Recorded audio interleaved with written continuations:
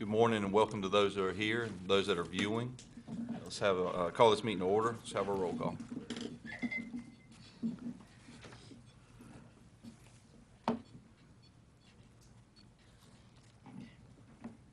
All right, let's stand for the invocation. Shall we pray? Heavenly Father, we thank thee this morning for life, health, and strength. We ask that you bless this meeting, bless the commissioners, that we may make the decision that will be pleasing to thee. We ask these blessings in thy holy name. Amen. Amen. Face the flag, please. I Pledge allegiance to the flag of the United States of America and to the republic for which it stands, one nation, under God, indivisible, with liberty and justice for all. Any additions or alterations to the agenda? Mr. Chairman, I would approve the agenda minus item 10.1. Motion to approve the agenda without item 10. Second. 1. Motion second. All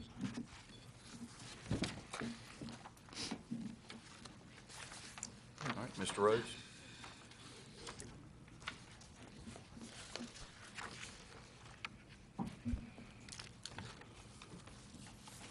Good morning, Mr. Chairman, members of the board. We're pleased to present to you this morning our draft Neuse River Basin Regional Hazard Mitigation Plan. And I will tell you, we've been at this planning effort well over a year now, and we're pleased to present this to you. It is a huge document. It's not included in your package today. It's some 350 pages long because it encompasses not only Pitt County and its municipalities, but 4 other counties. Some of the background information on this, why is it important first that we have a hazard mitigation plan here in Pitt County?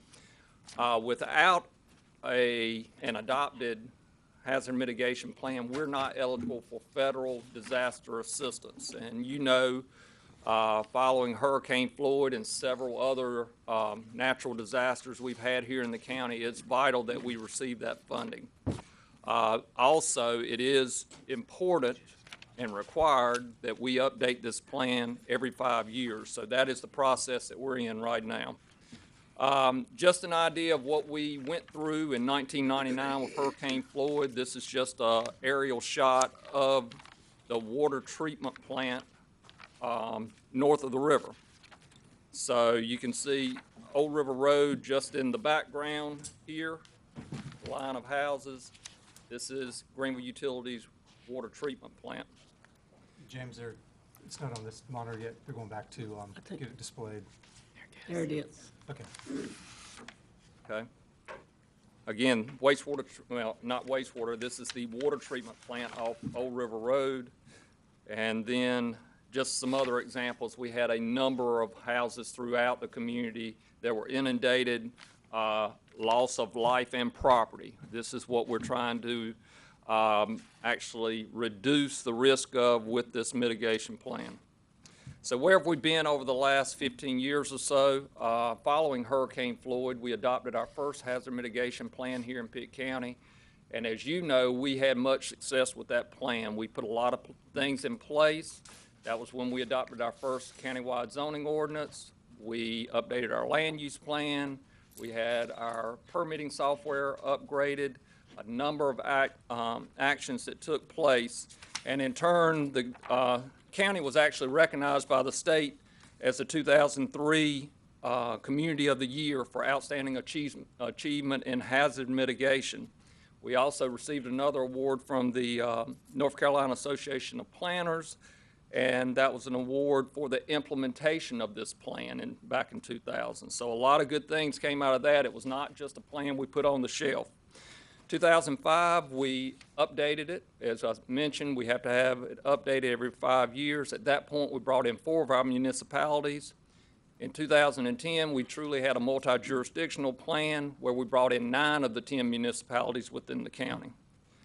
So back in 2013, we went after some funding from FEMA and the North Carolina Emergency Management Division, and we were successful in receiving about $77,000 for our current planning effort. And again, that included not only Pitt County and its 10 municipalities, but 4 other counties and additional 16 municipalities there. We have received now, this is a long, again, we started back in 2013, long process in developing this and also gaining approvals from the state. And then just last month, April 3rd, we received approval from FEMA. We've had a public meeting held by our planning board, and of course today we have our public hearing here with this board. Remember that it is vital that we have a current plan in place. Our current plan, our 2010 plan, expires on July the 15th of this year.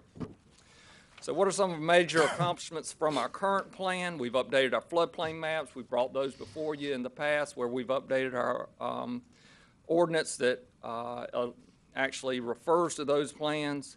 We've been successful in acquiring one of our repetitive loss structures, and that's a house that's been repetitively flooded. We acquired that back in 2014, and we just over the past week received another grant for buying out another home. This is through the buyout program. We've updated our land use plan. We've continued enforcement of the building codes, and of course, from Noel Lee's office, updated the continuity of operations plan and emergency operations plan.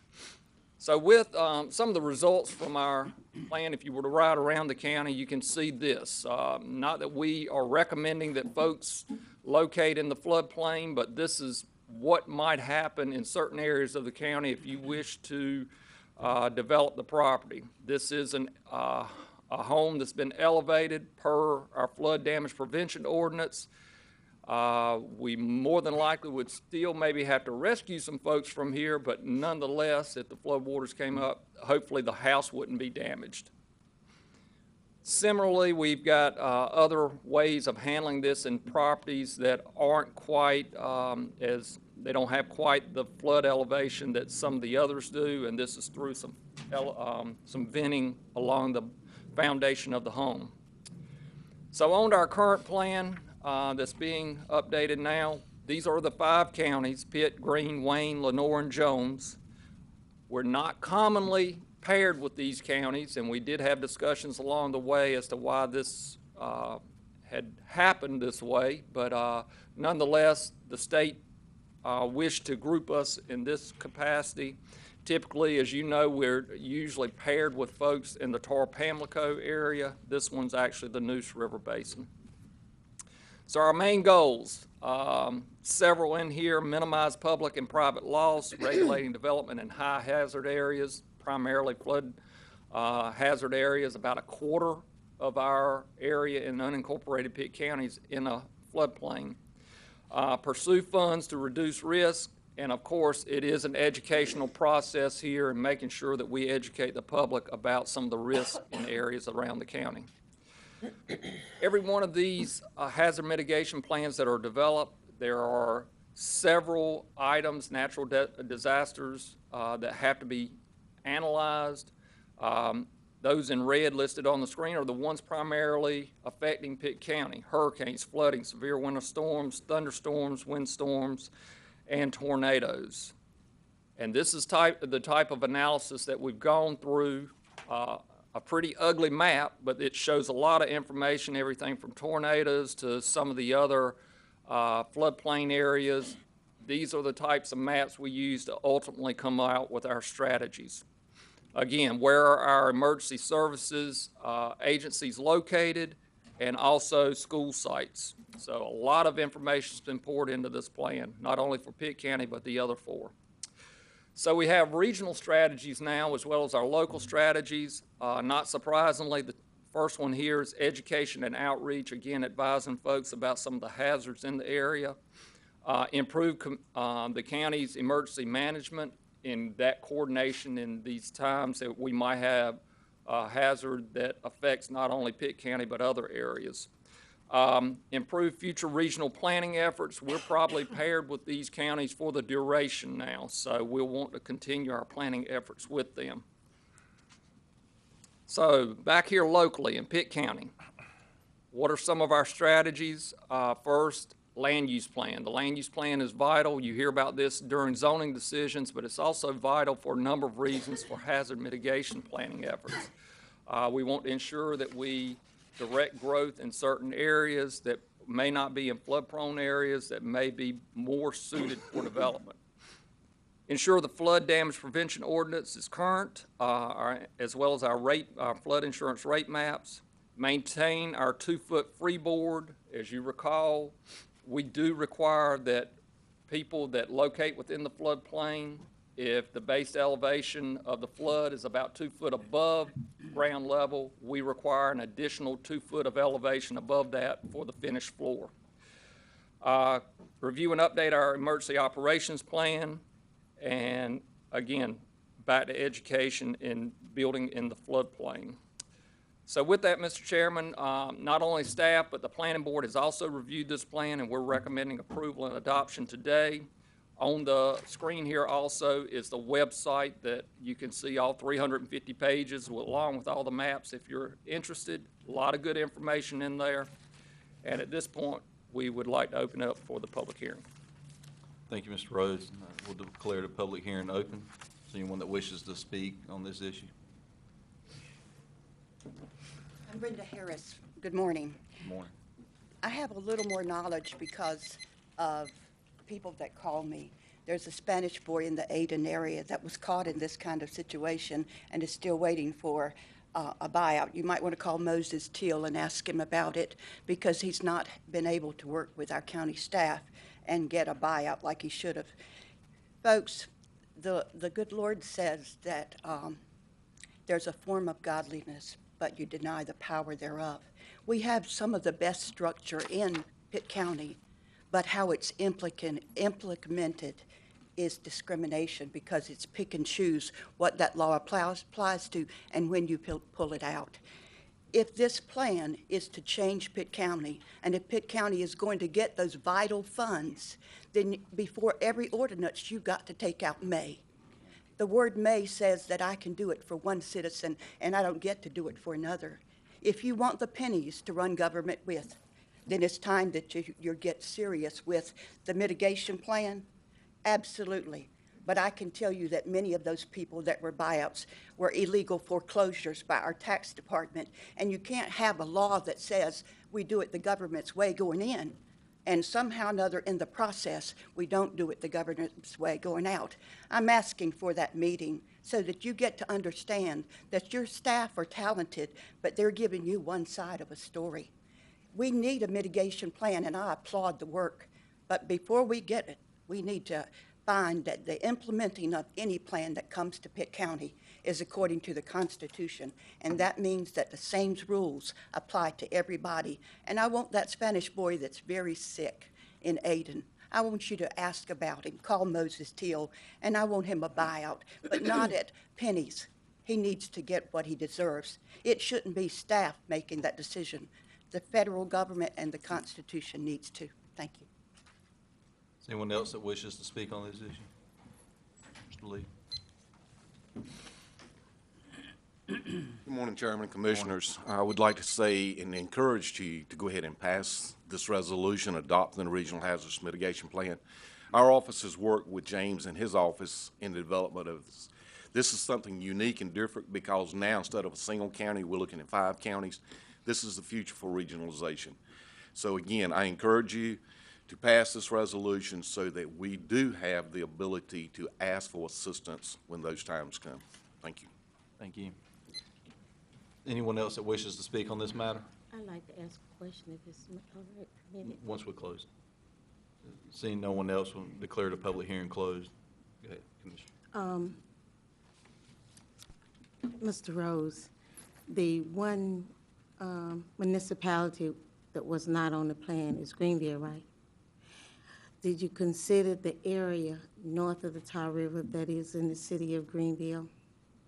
Well, again, they are included in our plan today. They were not included in the 2010 plan. The city went through its own effort singularly at that point in time. So they are now included in this plan and have been active. Okay, I was curious about that part beyond the Tar River.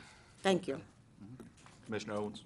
Mr. Chairman, I move that we authorize the chairman to execute this resolution. I second it. Any further discussion? Let's vote. You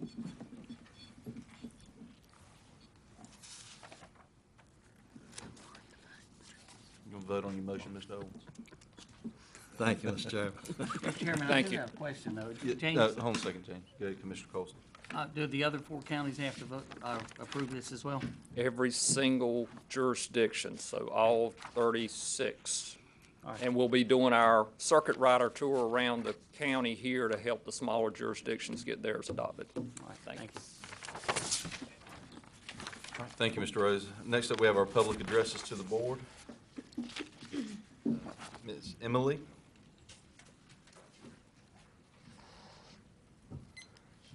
I don't want to mess up your last name. It's tricky. Good morning. My name is Emily Kleindienst, and I am the president of Pitt County Association of Educators, and I'm also an exceptional children's teacher at Falkland Elementary. Also here with me is Connie Connor, media specialist at Belvoir, Jennifer Poplin, principal at Hope Middle School, and Steve Lassiter, the North Carolina Principal of the Year from Pactolus. We are here today to first of all say thank you for all that you do for Pitt County Schools and the $35 million investment you are making into our students. The students who couldn't be here also wanted to give you a hand. Words cannot express how appreciative we are for your commitment to education. In honor of this appreciation, you are officially being adopted by Pitt County Association of Educators. And we are now going to present each of you with your assigned school packet and your official adoption papers.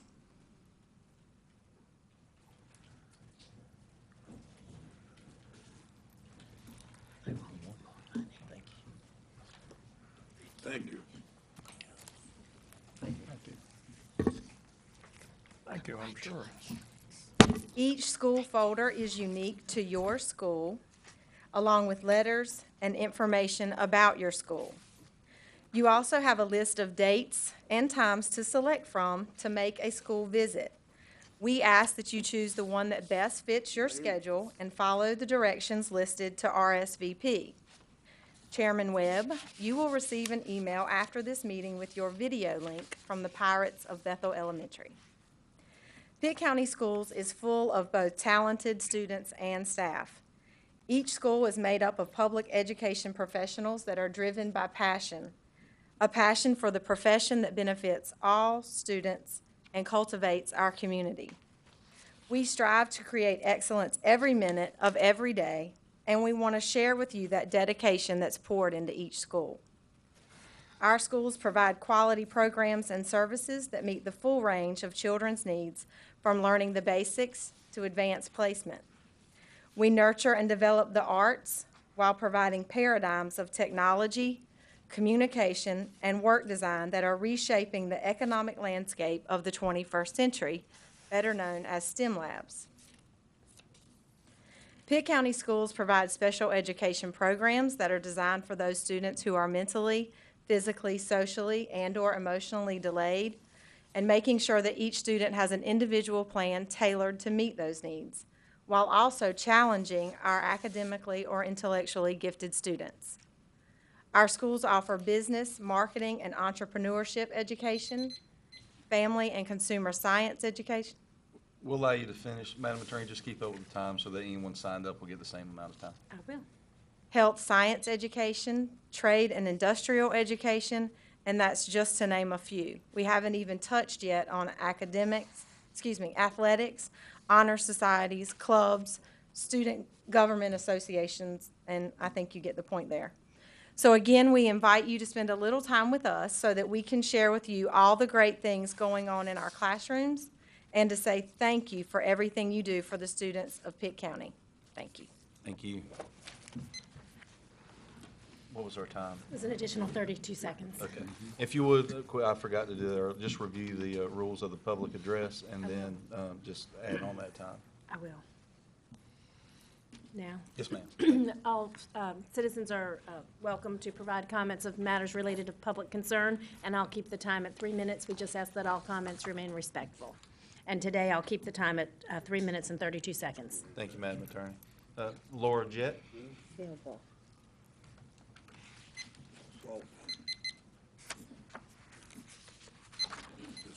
Good morning. Good morning. I'm here today in support of the Alice Keene Park Master Plan expansion. This is a park that I utilize on a weekly basis, and when I go, I see people of all ages. It's a park that is utilized by the mother that is pushing the stroller, all the way to our older adults that participate in our senior games programs. So it's really a park that is for all ages, all abilities, and I'm coming to you today as the soccer mom. That's my main role today. I have 3 children that are in the soccer program and have been for several years.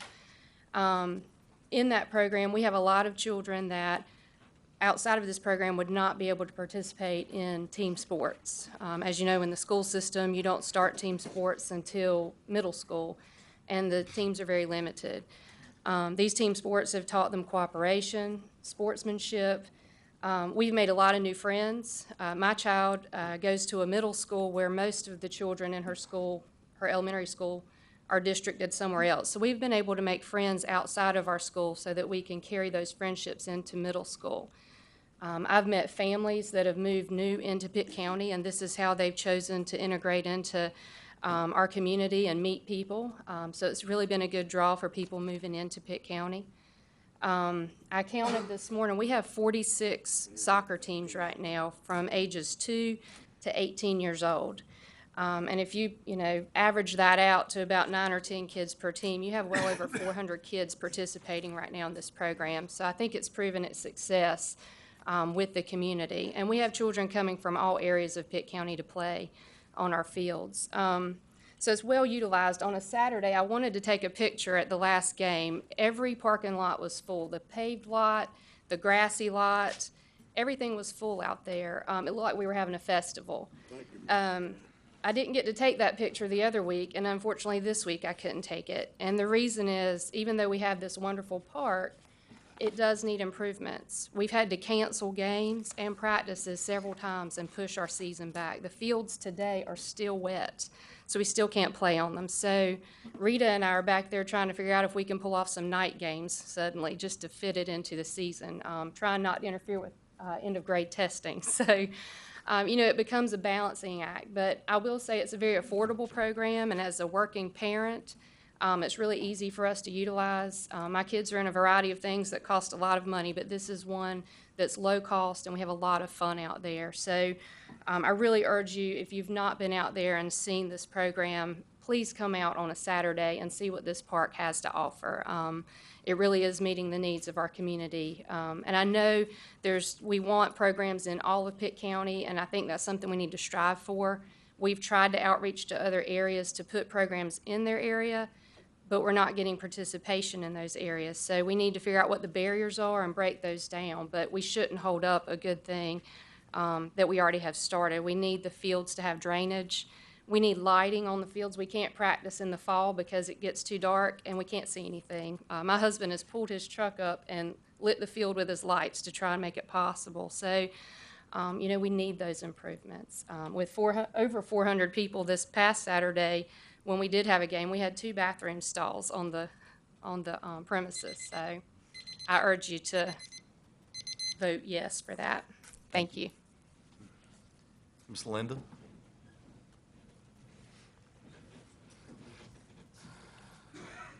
And thank you for your letter. I got that last week. Well, you're welcome. Thank you. My name is Linda Leidy. Okay. My name is Linda Leidy, and I'm here also to speak in favor of Alice Keene Park. I visit Alice Keene Park several times a week. As you can see, I am a proud member of senior games. I play softball there on the softball field. My family visits to use the walking trails. When my grandchildren are in town, they use the playground equipment and participate in other ways. I have held a driver's license in 5 different states, and I want to tell you that the offerings in terms of parks here in Pitt County and Greenville are the best I have ever seen. It's wonderful. The park, Alice Keene Park, is always full.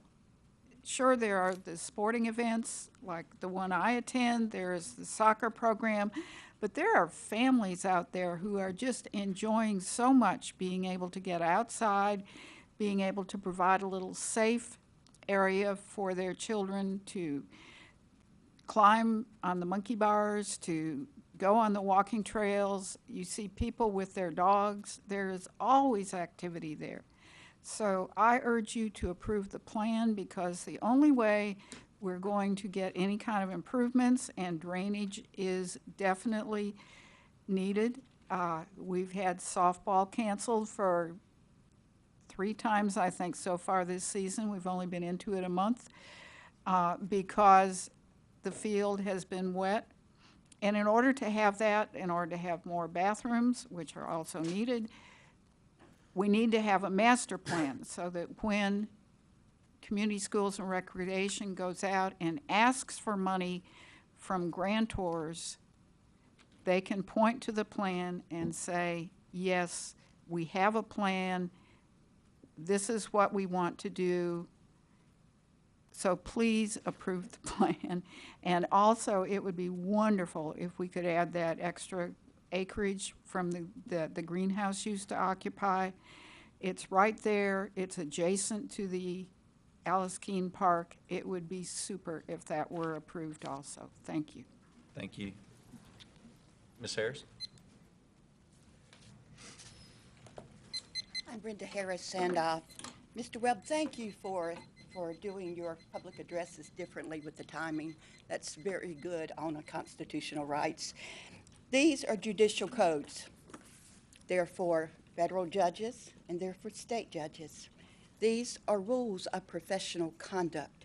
They are for each attorney that has a license in North Carolina. So when I come to you and I tell you evidence, I don't tell you out of my opinion. I tell you out of things that I believe will help Pitt County and make it better, because it's very good in some ways, but in some ways you shoot yourself in the foot. Because Mr. Elliott told me, he said, you just don't understand how it's done. And I thought to myself, you're right in a way. I didn't understand that our state government would always amen whatever you said, whether it was constitutionally right or not. And so this week, Mr. Owens, Ms. Gallagher, Mr. Webb, I'm asking for a meeting, because these are the standards. I'm going to put problems of Pitt County before the state government, and then next week in front of the federal government. I'm spending an entire week in Washington, D.C. And you say, Brenda, one person cannot make a difference. And I would tell you that they couldn't. But I serve a God that's bigger than anything that I've ever seen. And in every situation, I've checked my motives. I believe our county attorney is very good. But when you have the school of government feeding you misinformation because they get money out of the general fund, what do you think happens? So, Mr. Webb, you are an officer of the court. You are a man that stands up for the principles of the law as they're written, with the federal law first. I'm asking for an appointment because I'm here to tell you that foreclosures in Pitt County in North Carolina being done wrong, not just in REM, but in regular foreclosures, because our clerk of court doesn't understand the neutral issue. And so they're federally in violation of the Dodd-Frank's Wall Street Reform Act. I can prove it. I can tell you that we have tax problems. Our assessors don't know how they get values, y'all. You just lost Hard and Such. You should see 2016's evaluation. It's going to be more fun than an absolute bowl of jelly. Our septics are failing. Guess what? Minority septics. They were things that Senator Warren put in place that were corrupt. Just like the septic of Daniel Sotier, that is a repair permit and it doesn't work, but it's a federal loan. Do you understand the connection? What we do, federal loans, federal alliances, what we do affects our pennies that are coming to government. So what I want to tell you is this. I would love to have a meeting with you. How many times have I asked you over the last 5 years? I went to our WNCT, And I said, you know, why don't you tell these hard stories? Why don't you tell about the people that are losing their homes when the bad debt goes back to 1998 and you don't listen? You know why? Because each one of you have silently said, we're not going to make a difference. We're not going to do anything. Miss Perkins, I want to know if you're going to do anything, you represent me. Mr. Hammond, I want to ask you, do you know the law as it is for your district? There's a bedroom law that says that when you sleep in your district every night, you have a right to run for that district. But if you don't, you don't. So, Mr. Thank you, Webb, Ms. Harris. today, please. Thank you, Ms. Harris. Thank you. Next, we have our items for report, Mr. Manager. Oh, I'm sorry, Dwayne. Come on up. Mr. Deputy Manager. I promoted you without knowing. Hey, oh, look, Dwayne. Good morning, Mr. Chairman, Commissioners. This morning, I am pleased to be able to report to you that the Government Finance Officers Association of the United States and Canada has awarded Pitt County government with its Certificate of Achievement for Excellence in Financial Reporting. We're pleased to report that this is the 25th consecutive year that Pitt County has received this award. Again, this is an optional program that the award program that the county has entered into to evaluate the presentation of our annually audited financial reports in compliance with internationally accepted standards. On behalf of the finance staff, I want to congratulate them for their participation, all of our departments for their participation in our annual financial award, management team, and yourselves as well. So we thank for that distinction. No, thank you. This is an award I think we're used to getting, but we need to remember that it's not for granted and it's not automatic, that it Yes, takes sir. a lot of work, and we appreciate your leadership and that of the staff and your staff, so thank you. Does anyone else have anything on the?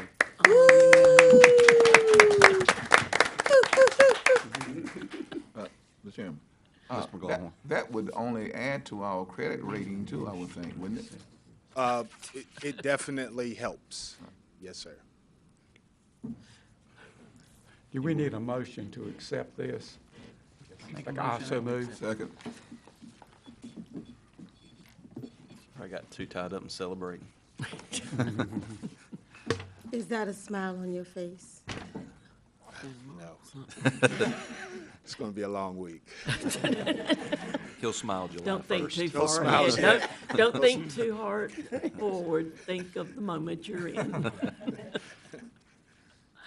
Thank you, Mr. Holder. And we got the monthly financials now? Yes, sir. Next in your agenda packet is our monthly financial report for the general fund as of March 31st, 2015.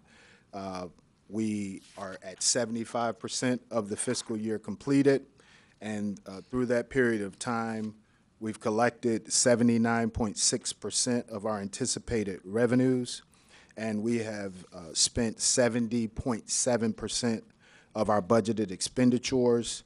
In comparison to the previous fiscal year, at this period through March, our revenues over expenditure figure last year was right at 11.9%, and this year we're at 13.7%. We continue to have good collections of our ad valorem taxes. We've also seen an uptick in our sales taxes collection for this current fiscal year. We've also seen good collection of prior years' taxes, and if you recall, with the implementation of our tag and tax system, the tax department, tax administration is no longer sending out those bills, and so they have reallocated some of their efforts, and we're seeing a better collection of prior year taxes, which is contributing to our overall revenue picture. Additionally, our social services department, we are collecting at a higher rate of federal reimbursement than was initially anticipated. So all of those are combining to create an excess of revenue and in excess of expenditures as compared to the prior fiscal year. That's certainly the way we want it, so. Motion to accept the report. Second. Thank you again for a good report. All right, Mr. Manager. I didn't do that. You matched the thing. You want that to be counted as a yes? Yes, I Okay. do. I didn't Madam do Attorney. that. I didn't know it was on there.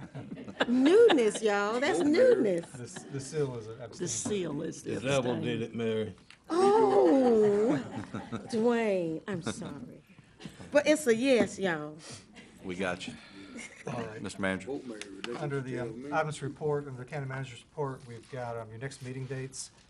You've got May 18th and June the 1st, a 6 PM and 9 AM meeting respectfully. If you would, please mark on your calendars for Tuesday, June the 9th at 7 PM. That will be the public hearing on the annual proposed operating budget for fiscal year 15-16. Budget workshops will begin tomorrow, and they'll be every day this week except for Wednesday. Wednesday is County Assembly Day, which is the next item on the agenda. Budget workshops begin at 8:30 and normally run till about lunchtime. Item E and, I'm sorry, item D and E really kind of go together. There's a request for deactivation of the Albemarle Pamlico National Estuary Study Committee. This is coming from ECU, from Dr. Tom Allen, and is also going to Mr. Bill Crowell with the North Carolina Department of Natural Resources. And also DSS is requesting a deactivation of the Workforce Planning Committee.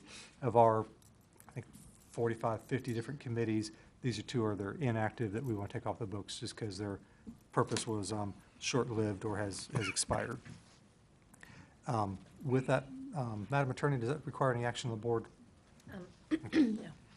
Item F, wanted to make the board aware that we have been actively recruiting for Phil Dickerson's position for county engineer.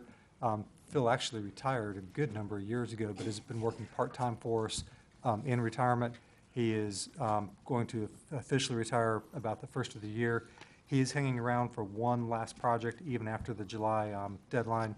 He's going to continue to assist us with the radio and paging project, which is a major comprehensive project, and I welcome his partnering with us and consulting with us on that. But we will be looking at hopefully filling that position around the first of the fiscal year. Item G, Communications Center - TAC channel monitoring. The Pitt County Fire Association made a formal recommendation to you as the Pitt County Board of Commissioners that it's a request that the Communications 911 Center monitor TAC channels. And Noel Lee is going to talk about this in his budget presentation this week in budget workshops. But first of all, we want to officially pass on that request to you from the Fire Association, that you be aware of that, and then we will kind of talk about what it would take for that to occur in the center and what we do have a recommendation for that, but we'll bring that to you this week in the workshops. Let the public know what TAC, T-A-C, stands for.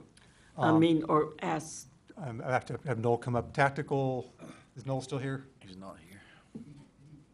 Went downstairs, there was a major power outage. Okay. Oh. It basically means that there's a channel, once they're engaged in a major fire, that they move to keep the main channel free. And what we're asking is that they monitor those channels so that they can hear if there's any emergencies with the firemen. And right now, it's not currently being monitored. In our site here. Right. Okay. And I've asked that they attempt to monitor it, or is that something he's going to cover with us this week? We'll cover that this week. And the reason I ask that is because before we go adding expenditures, by that I mean a new position or several, I want to know if it can be done without it at all, if they could meet the firemen halfway. So I guess we'll hear from Noel later on this week. But that's basically what a TAC channel is for people that aren't used to this kind of talk. It's a separate channel for them to work on. So that when, if there's a major fire and you have a heart attack, the main channel's free to get EMS out to you. Mr. Chairman, one other item, it's not on the agenda, just want to report to the board that there will be a Pitt Greenville Airport neighborhood meeting on May the 14th at 6:30 PM.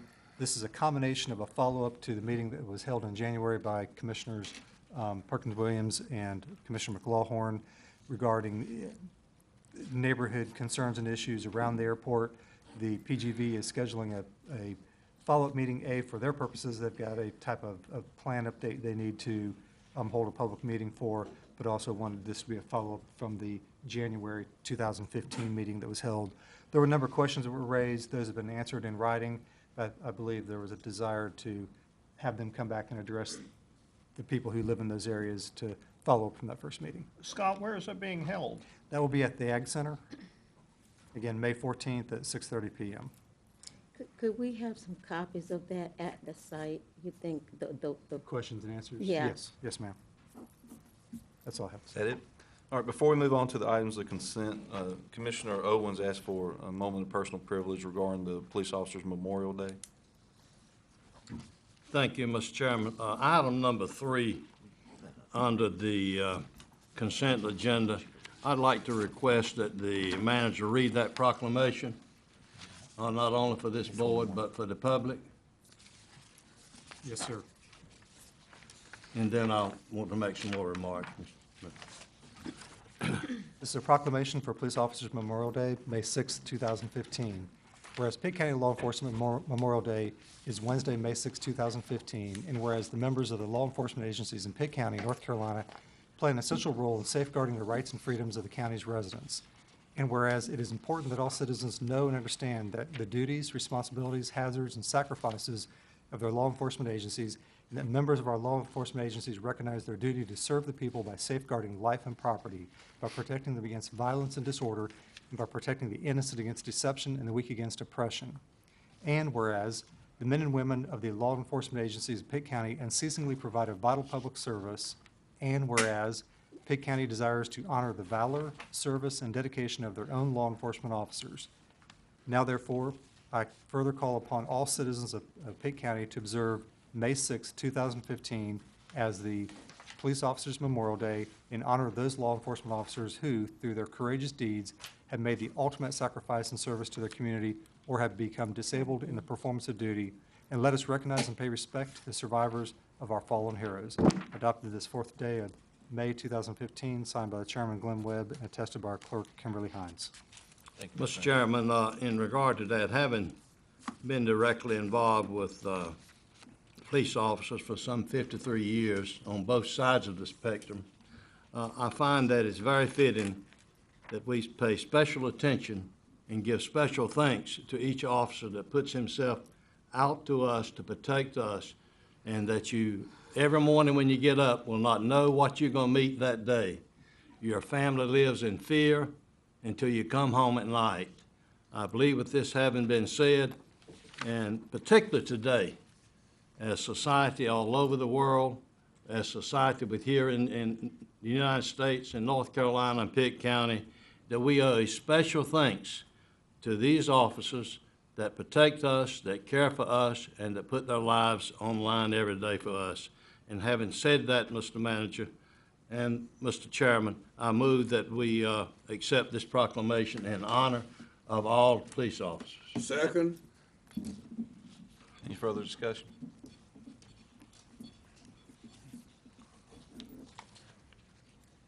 Thank you, Mr. Owens. Entertain a motion on the Motion items to for approve the consent. consent agenda. Second.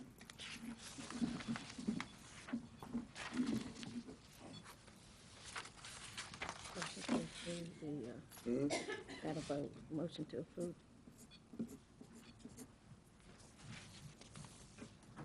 He's trying, it's not reading.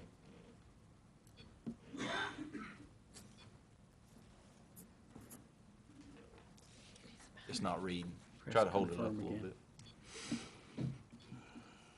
He did it and the light came on, but it didn't take. Press to confirm again. It worked that time. Thank you. Wonderful hand, Mayor. Thank you, Mark. Ms. Wainwright?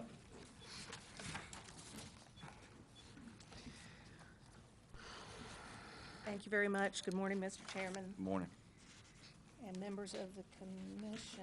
And I wonder how I get, here we go. Is something wrong with the mic? She just needs to pull it. Oh, Sorry, thank you.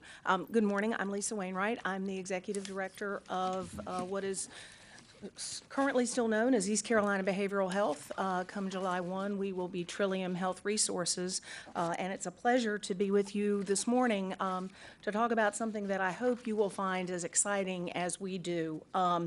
We are looking to create in Pitt County a new resource for recovery in eastern North Carolina. As you well know, adult substance use is a major problem in all of our communities, and it has been the #1 identified unmet need in eastern North Carolina for a number of years. We estimate that there's just under 34,000 people, adults in eastern North Carolina, who have a drug and/or alcohol problem. In 2013, there were about 4,500 DUI arrests in our area. And without adequate recovery resources, people are either incarcerated or they clog the emergency departments. We were fortunate to get some data from the Pitt County Detention Center, and on March 30th, so just a month ago, the detention center had 52 inmates who were being formally observed due to mental health or substance use issues. And on average, in our 19 counties, about 230 people a month visit our emergency departments for substance use issues. And of course, since Pitt Vidant is the largest emergency department in our 19 counties, they get the vast majority of those 230 people a month. Some statistics on the cost. The 25 highest utilizers of the Pitt County Detention Center Behavioral Health Services entered the facility 484 times between 2000 and March of 2015. So 500 almost individual visits for 25 people. Those 25 individuals spent 20,000 days in jail on the taxpayers of Pitt County's resources, and they cost Pitt County, excluding their medical costs, $1.5 million. The average cost to incarcerate an inmate for one day is a little over $80 a day, and the average cost of an emergency department visit is about $1,500. We believe that we have identified a solution to this problem that we are having in eastern North Carolina, and we believe that that is the Healing Transitions Program. So what is Healing Transitions? You may have heard of the Healing Place of Wake County. Healing Transitions is their new name. They have been in operation for about 15 years. They are a recovery and a rehabilitation facility for people with alcohol and drug dependency. The program has 3 specific components: an overnight emergency wet shelter. Wet shelter means that people can go into that emergency shelter intoxicated or under the influence of drugs. There is no similar homeless shelter in our area. Every place else you have to at least be sober before you're accepted at the homeless shelter. They also offer a social setting detox and then a long-term residential peer-run recovery program. Wake County first recognized their problem very similar to ours, and as they researched, they came across the Healing Place model out of Louisville, Kentucky. It was originally established there in 1989, and as I said, the Healing Place, now the Healing Transitions of Wake County, has been in operation for nearly 15 years. Some of just the phenomenal success of the Healing Transitions program in Wake County. It costs less than $35 a day. So you compare that to the $80.20 that we're spending in the jail just to keep somebody locked up and not get them into recovery. For less than half of that, we can help them to lead productive lives. More than 70% of the people who have graduated from the program in Wake County have been clean and sober 1 year post-graduation. That's a really phenomenal success rate. It's 5 times more successful than the national average. And there have been significantly reduced arrests, incarcerations, and emergency medical services transports due to substance use disorders. So, jail diversion. Deputies in Wake County drop people off at the Healing Transitions program. Don't ever have to even bring them by the jail. They will accept people who are actively intoxicated, as I indicated, including people with a blood alcohol content of up to 3.9. I can't even imagine how you're continuing to breathe and walk if you've got a blood alcohol content that's high, that is that high. And they understand and accept that recovery is not linear. People may re-enter the program as often as it takes for them to succeed. So here's just a couple of little case studies to show you some of their successes. So this person we will call Willie. And when he first became acquainted with the Healing Transitions program in Wake County, he'd been arrested 20 times in that 1 year. As you see, according to the graph, took him a little while. He came back several times until he finally achieved permanent recovery. But from a high of 20 arrests in the year 2000, he has not been arrested since 2011. He is currently living still in Wake County, safe and sober, and a productive member of that community. And this individual we'll call Joe. Joe was a well-known name to the Wake County EMS group. He was constantly either calling or having someone call on his behalf for emergency medical transport to the emergency department. And so you can see in 2010, he had 70 trips in the ambulance from the Wake EMS at a cost of $75,600 just for him.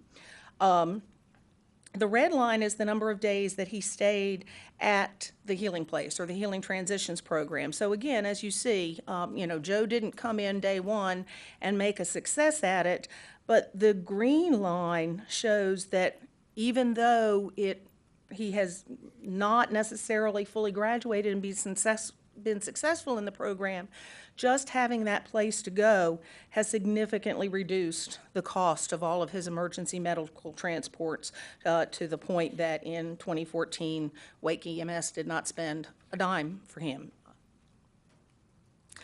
And this, for me personally, I think is probably one of the most potent slides on this presentation. And this is actually the return to the community and the return to society. So this is voluntary. The Healing Transitions program asked their alumni to share their W-2s. So this is by no means 100% of the population because it was just people who were willing to do that. But you can see, so at a cost of $35 a day in 2014, there was nearly $4 million of tax withholdings from those people who are now productive, wage-earning members of society. So they have gone from costing all of the human services programs money to they're actually now helping to fund some of those very important human services programs. So our proposal is to create a Healing Transitions program for Eastern North Carolina, and we definitely want to do that here in Pitt County. We think that the need, of course, is here, and we also think that, as you know, Pitt County is the hub for all kinds of services in our area. This is where people come to get the most wonderful medical treatment from the medical school and our hospitals and all of that. So what we have done, East Carolina Behavioral Health has created a 501c3 nonprofit agency that will operate this facility. We incubated it. We are going to spin it off. We are currently in the process of soliciting board members for that nonprofit. We will soon post for the position of executive director for that new agency. Our proposal is that we will fund the construction and the furnishings of a 200-bed facility, and we will endow the first year's operating cost. After that, the board of the facility will be soliciting donations to cover the cost of the program. I'm very fortunate to be joined here today with a number of folks, including Mr. Dennis Parnell, who is the founding and still executive director of the Healing Transitions of Wake County. So he's going to give us a lot of good tips on how to do all of that fundraising. And they're also going to help us with development and implementation of the program up to and including giving us the architectural drawings and the plans so that we don't have to reinvent the wheel. what I am asking the commissioners is for your support in my working with Manager Elliott to try and identify a suitable property for the facility. And I just wanted to show you, not only does it have great success, but it's really a very pleasing looking, you feel like you would get better when you walk in the door. So this is just the architectural rendering. Here's actually the constructed facility. This is the entire campus that they currently have. If you've never, the Healing Transitions of Wake County is actually located on the back side of the Dorothea Dix campus. The state of North Carolina made land available for, I think you've got a 100-year lease on that property. This is a garden area in the back, and the residents do their own gardening. And another look at the back. And so, Mr. Chairman, that's my presentation. I'm happy to answer any questions. I also have a little front and back infographic on. They have it. Huh? They have We that. had. Oh, you have those? Okay, great. Mr. Owens, you had a question? I do not have any questions, Mr. Chairman. I want to make an observation. You know, the subject of what is being presented here has been a problem for many years for us in this county and other areas. And it's always interesting to have innovation to try to solve these problems. Of course, when you hit upon the fact of needs of people, which is the first element. Secondly, the cost of providing these needs or making assurance of that with the partnership that you have alluded to here, certainly dropping the cost for the taxpayers ultimately in the end from a high $400 to $35, whatever the answer might be. I think it's a program well worth reviewing, and I think with your presentation, the manager you alluded to would be well taken to bring back some information further to our board, Mr. Chairman. Thank you, Mr. Owens. Commissioner Ward? I'm so glad to hear that we are looking at that, particularly to be located here in Eastern North Carolina. I know you're changing your name, but Eastern Carolina is still there for all of us. There are a lot of programs, agencies, for lack of a better word, right here in Pitt County, but many of the obstacles that hit these people who need desperate help that minute, not later on or after they've jumped through the hoops. And I understand those hoops being there. There's liability, there are a lot of things. But most of these people, when they decide to do something, they need to do it then because 5 more minutes, their mind is changed for whatever reason. And it takes them a long time and a while to reach that point. And sometimes it's when they're at their very lowest point in their life. So I think this is a wonderful thing. I would like to just ask one question just for my, is there a number of people, I saw the statistics on the chart, but do you have a number of people that have graduated that are now, and how long have you been opened in the Raleigh? Is that, do you Mr. have Chairman, that off the top of your head? Yes. May I defer to Mr. Parnell? I don't mean to put you on the spot, and I'm not good with numbers, so you can use that as an excuse if you'd like. We graduate out of the program about 60 to 80 people a year. We also have a women's facility in addition. And, you know, this is probably one of the best well-kept secrets in North Carolina. It's now being replicated as far away as Japan. So it really is a program that meets people where they're at, intoxicated and high, lowers barriers as low as possibly can be because the bureaucracy of treatment and the money involved and so forth stops people from getting help. And what we've done is lowered all those things. We work very closely with the first responders, the police department, EMS, in order to really deliver people directly there, so you're keeping them out of the hospital system and so forth. So. Okay, thank you. We'd be very fortunate, very, very fortunate to have that here. If I might add, since we've been partnering with the Healing Transitions of Wake County, they have actually allowed us to send some of our Eastern North Carolina folks to their program in Wake County. Our clinicians who answer the phone 24 hours a day, 7 days a week in emergencies say that lack of a long-term residential program for substance use is the highest need that they were previously unable to meet. We're fortunate to have the Walter B. Jones facility here in Pitt County, but it is not a long-term program. It's a short-term program. So we already have, I think, about 10 or 12 people from our catchment area who have gone to Wake County. So we know that the need is here and people are very interested in accessing. Okay, two more things. The $35 a day, where does that come from? We will, so Trillium Health Resources, East Carolina Behavioral Health will endow the first year's operating Yeah, I cost. got that, but I mean and then- after that. Then the board of directors will be soliciting charitable contributions. I Okay. think in Wake County, Wake So there's no Hospital is a big. collection of insurance or anything like that? No. Oh, you. Yes, I got you.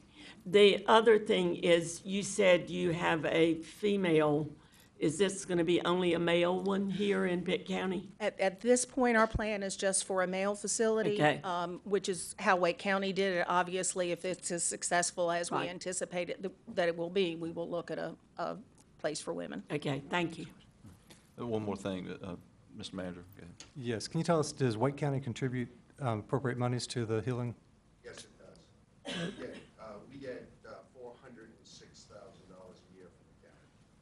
So is that to make this a workable, viable project, would that be a need, in your opinion? Yes, we really look at public-private partnership. It is an organization, the board is responsible for raising the funds, entirely. So they would go out and raise those funds, but one of the partners really certainly would be local government entities, but not heavily weighted in that direction. Would that be split up between our 30-some-odd counties in our catchment area? Would it provide services only to Pitt County or anyone that's a within thought. Trillium? No, it would be available for anyone within Trillium. We have already had some interest, as we have been talking about this, that New Hanover County thinks that they may have sufficient demand in the southern part of the catchment area that they are looking at this favorably. We frankly want to make sure we get the stake in the ground here in Pitt County before we think about doing anything else. Absolutely. Well, we appreciate that, and something I've talked about, the sheriff in a lot of ways is being more required to run a substance abuse and mental health facility than he is a jail to house violent and evil people that we have in our community that we've removed from it. And so this will, I think, go a long way to help that, because we have a lot of people that need treatment, not incarceration. And I appreciate I've heard from the Wake County Commissioners about what a good program this is when I meet with them. So thank you for your presentation. Are there any further questions? Yes, ma'am. Mr. McGaughan? Having to work with the Walter B. Jones Alcohol Rehabilitation Center here in Pitt County, and still serving on the ECBH board now, I saw and I see the tremendous need for this service, and I think that it won't do anything but add to the quality of life for the citizens here in Pitt County that have a problem with alcohol and substance abuse. So I certainly support that. Thank you. Thank you, Ms. Wainwright. Thank you. All right, Ms. King?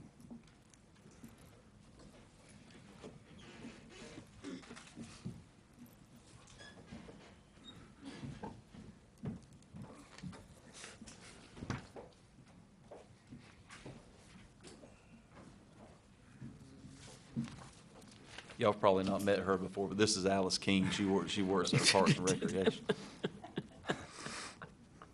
Keep talking, keep talking. Trying to give James some cover. Before they start their presentation, Mr. Chairman, is there any way we can read into the record the letter we got from Linda Leahy? In my opinion, it is a model of how you lobby your representative. Is there a way we can get that read into the record? James looks like he's about 10 minutes into getting this thing, so read away. Okay, thank you, Mr. Chairman. Basically, it is addressed to the commissioners. I'm assuming all of them got it, whatever district. At your May 4 meeting, I urge you to adopt the updated master plan for Alice Keene Park. Number 1, no local money is involved, just plan approval. Number 2, in order for the park to apply for grants, thereby securing outside funding, an updated plan must be approved. Again, no local money is involved. Please also approve adding the former PCC greenhouse acreage to the park. Number 1, no local money is involved. The county already owns the property. Number 2, added acreage will allow the park options in how and where to place new facilities. It closes with the paragraph, I understand the need for a new county park in the north. However, creating one would definitely require local funds is at this time in the vision stage of planning. Please don't allow the lack of a northern park to deter you from supporting the existing one. Thank you for your consideration. Very good letter. Thank you, Commissioner Farley. Ms. Ward, you had something you wanted to say? I was just going to say, this is the plan that we have seen before, and to show support, we've had plenty of time to review it, and to also state that without this plan, we cannot apply for the grants and money that has played a large portion in developing this park into where it is right now. So what I'd like to do is make a motion that we accept this plan with the caveats that come with it, and get a second, and then we can discuss afterwards if we need to. We have a motion and a second. Is there any further discussion? I have discussion. All right. Ladies first, then Mr. Colson. Thank you, sir. At some point in time, I'd like very much to see something. I know the letter said for the like of north of the Pitt County. North of Pitt County desire and deserve some recreation in its area far beyond a walking trail. We have a lot of walking spaces, and some of those are hazardous as well. But the thing of it is that there needs to be an inclusion in this county as it relates to recreation. I'm not against the park, but I think that at some point we need to start seeing a difference beyond the one on County Home Road. Thank you, Commissioner. Commissioner Colson. Beth, does your motion also take into account move to incorporate the 20.05 acres into the district as well? Only for consideration. I've No, not, later on, but not to approve that as something that would happen, because we haven't really discussed that individually. Well, okay, then I'm gonna, after you, Commissioner Adjust it. Webb, I'm gonna make a motion to, after we either pass or fail Beth's on the actual land itself. Because one of the things, if you read this, submitted recommendations, motions, one, to move to adopt the Alice Keene District Park Master Plan. That's Beth's motion. She left out the second part that I think is very important, and that is to go ahead and actively transfer that land to them so that they have it already. So anyway, we'll. Okay. All right, well, before we move further, the land transfer, it's, that's in the master plan, isn't it? Yes, sir. That is in the master plan, and in order for us to move forward, we would need to add a little bit of additional acreage to the park. And I don't Again, mi- that's still Pitt Excuse County me. property. I Right. don't mind adding So there's that two parts to it. Do you as a want to, consideration, as part or of my do motion. you want to do the official, go ahead and Yeah, officially? just go ahead and say it. Okay. Okay. So do we want to go ahead and vote on this motion to approve the master plan that will entertain Commissioner Colson's? All right, let's vote. Mr. Chairman. Go ahead, Mr. Manager. The master Is that what we plan, voting on? the master plan in essence includes the area that the land is Okay. on.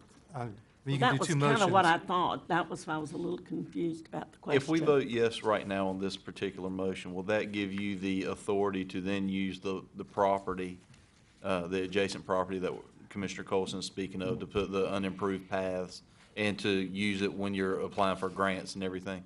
I think if you make that a part of your motion and you're going on record as saying that is a part of the plan and you are approving this as a part of the plan, Then that Madam is Attorney, I think that would be inclusive. Yes. Thank you. So the That was motion, my intent. the motion now is that to approve the master plan with the additional property for use. And is that okay with Mr. Hammond for his second? Is that okay with you on the second, Mr. Hammond? Mr. Chairman, can I make a comment? Mr. Manager, go ahead.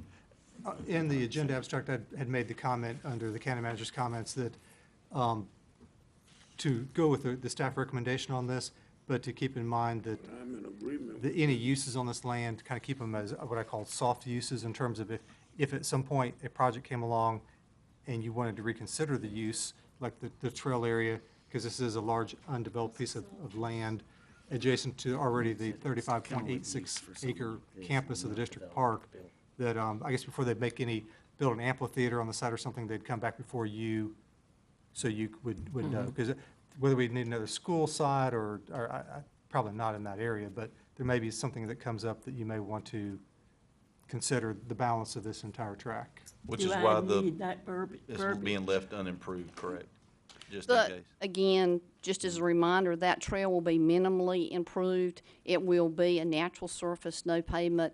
And really, the drainage that'll be required for that trail would enhance future possibilities for development of that property. I think that was all, wrapped up in the spirit of the Yeah. motion. So, you okay with that, Mr. Yes, Colson? I am. Okay, let's continue to vote. It's not I on the would like screen, to- Madam Attorney. Go ahead, Mr. Commissioner I Garrett. think that this is a good utilization of that property. I don't know of any other usage that the county has for that land. So I think this would be a major asset to our community. Thank you. While she's changing the screen in the back, I have just Mr. Owens needing to vote and confirm. We voted. We're voting yet. now. I didn't see it up there, that's all I was There you looking go. for. Now you Now will you see it. now you don't. Push it hard, Mark, push it hard. Press it hard. Come on in and help me, Mary. You gotta hold your face right. Thank you. There you go. All right, Thank you very much. thank you. All right, Ms. Yarborough?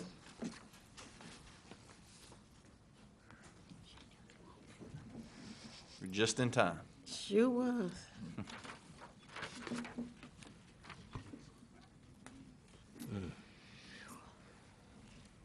Good morning to everyone. Good morning. That's right, it's still morning. I do have some information to submit.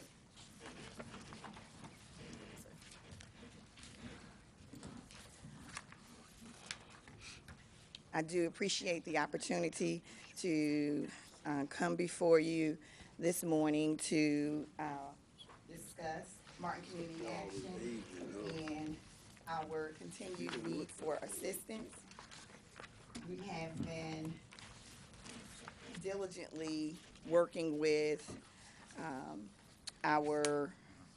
all our county managers, fiscal, and we have come up with a proposal of a plan that we feel will take our agency to a better place. And the most crucial thing that we're here today to talk about is we want to get our staff in a better place with our benefits, with our health insurance. And as we do take care of that piece, we have, what you have in hand is a summary of the problems that we faced, some proposed solutions that we have that we deem necessary.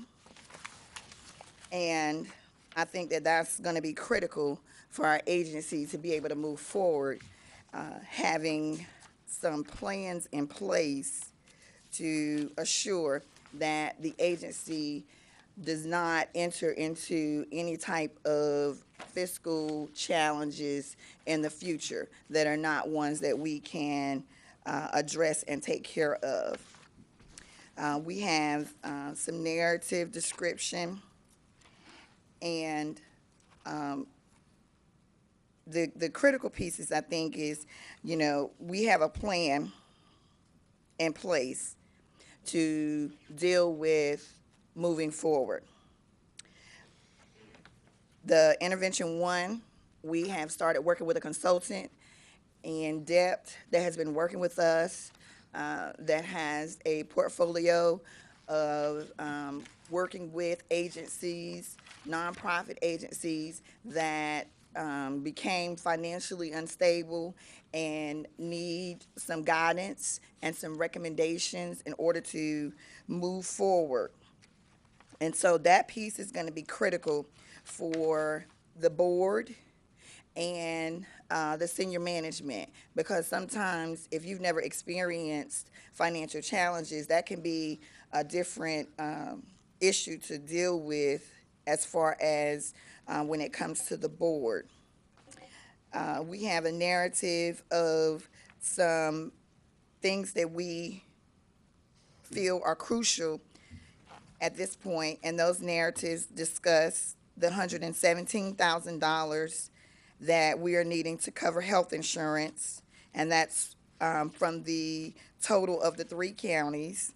And you'll see the percentages of children that we serve in each county, with a total of 547 children.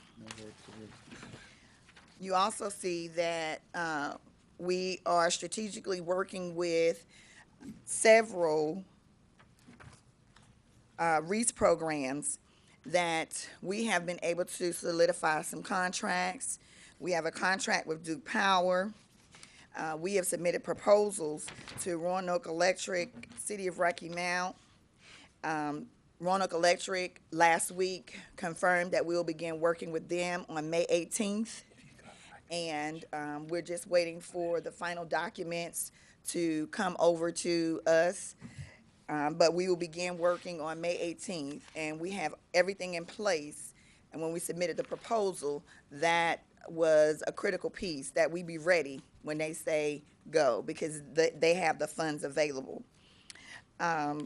We also have the city of Wilson, the city of Rocky Mount, excuse me, and for their funds, we're looking to begin work July 1. So their funds we're being included in their 15-16 budget. So we'll begin working July 1. Now, those pieces are critical for us because we are looking at those as dollars that will be able to help to make the agency solvent again. We also have fundraising efforts, and that piece is critical. In prior years, we have not been strong in fundraising, and that is critical for a nonprofit organization. And at this point, we have now set in place several things that some of these things have already begun. We have done a walkathon. We have done a spirit night at Zaxby's here in Greenville.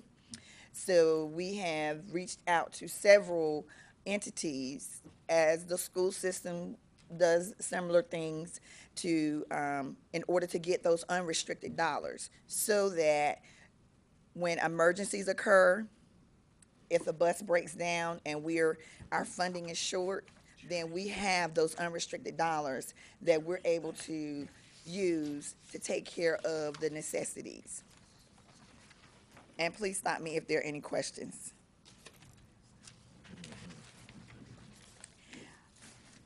And a definite critical piece is changes in our fiscal policies. We've been working very diligently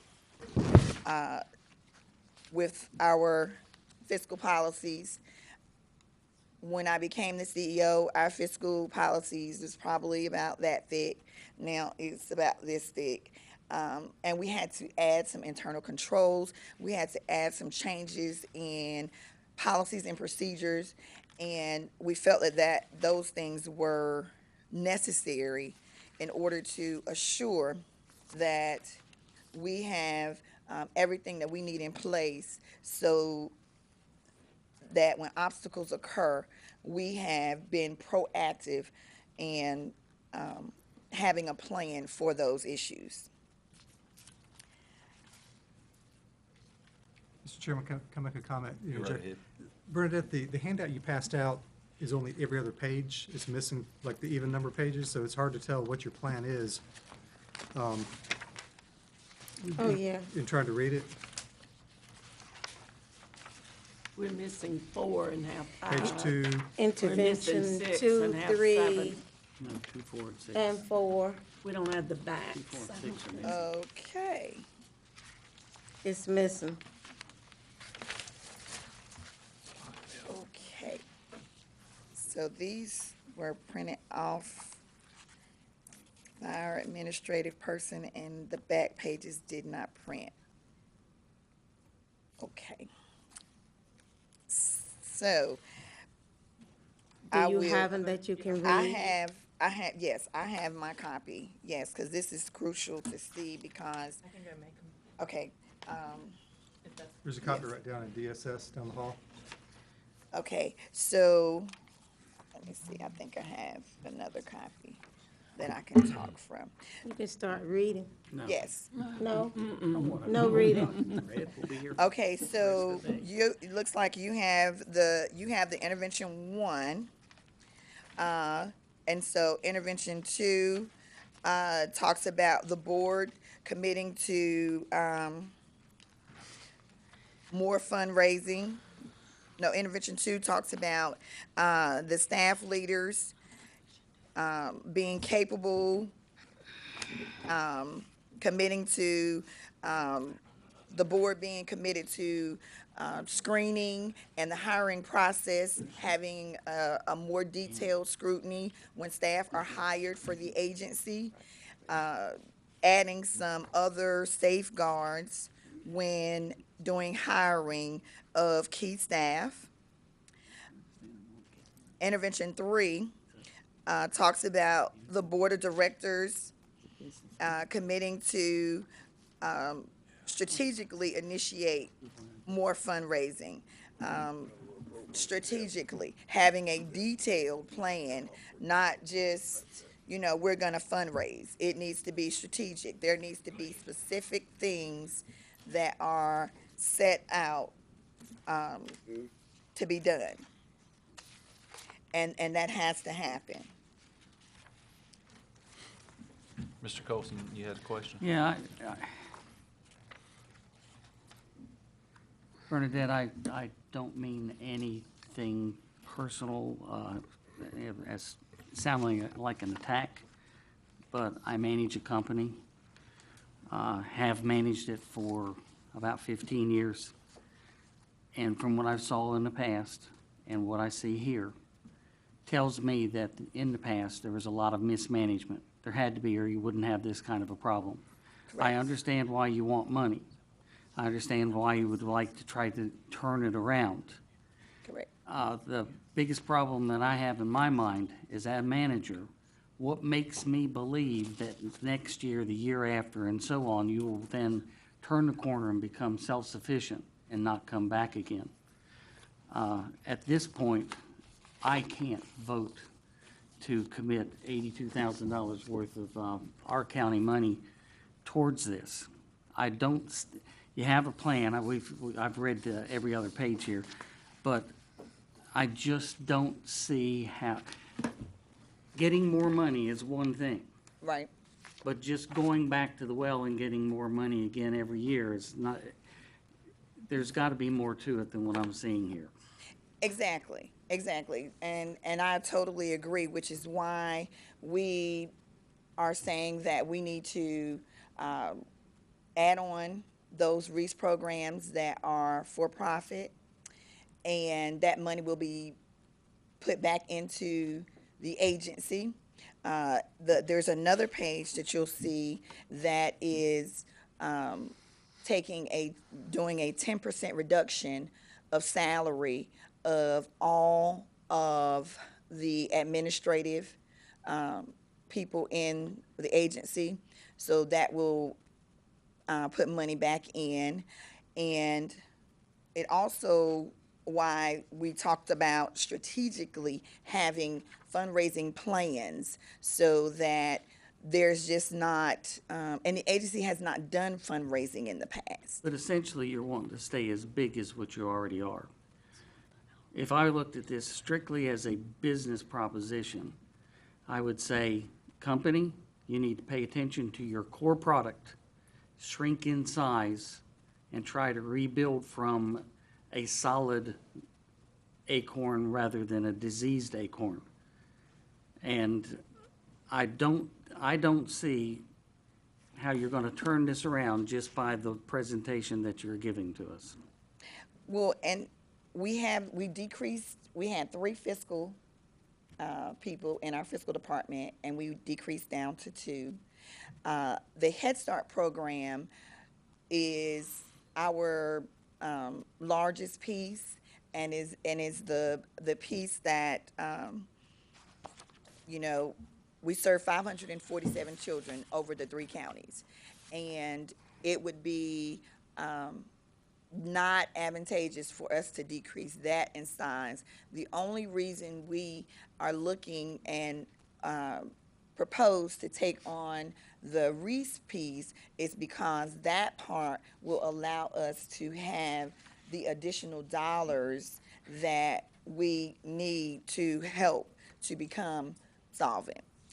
But other than that, it is not advantageous of us to take on any other types of initiatives, and I totally agree with that. And also that is why the board has been, was adamant about looking at not only decreasing that position, but doing a reduction in salaries. And as we move forward, we may have to do some furloughs. In the summer, there may have to be some furloughs. Those things have to happen in order to become solvent again.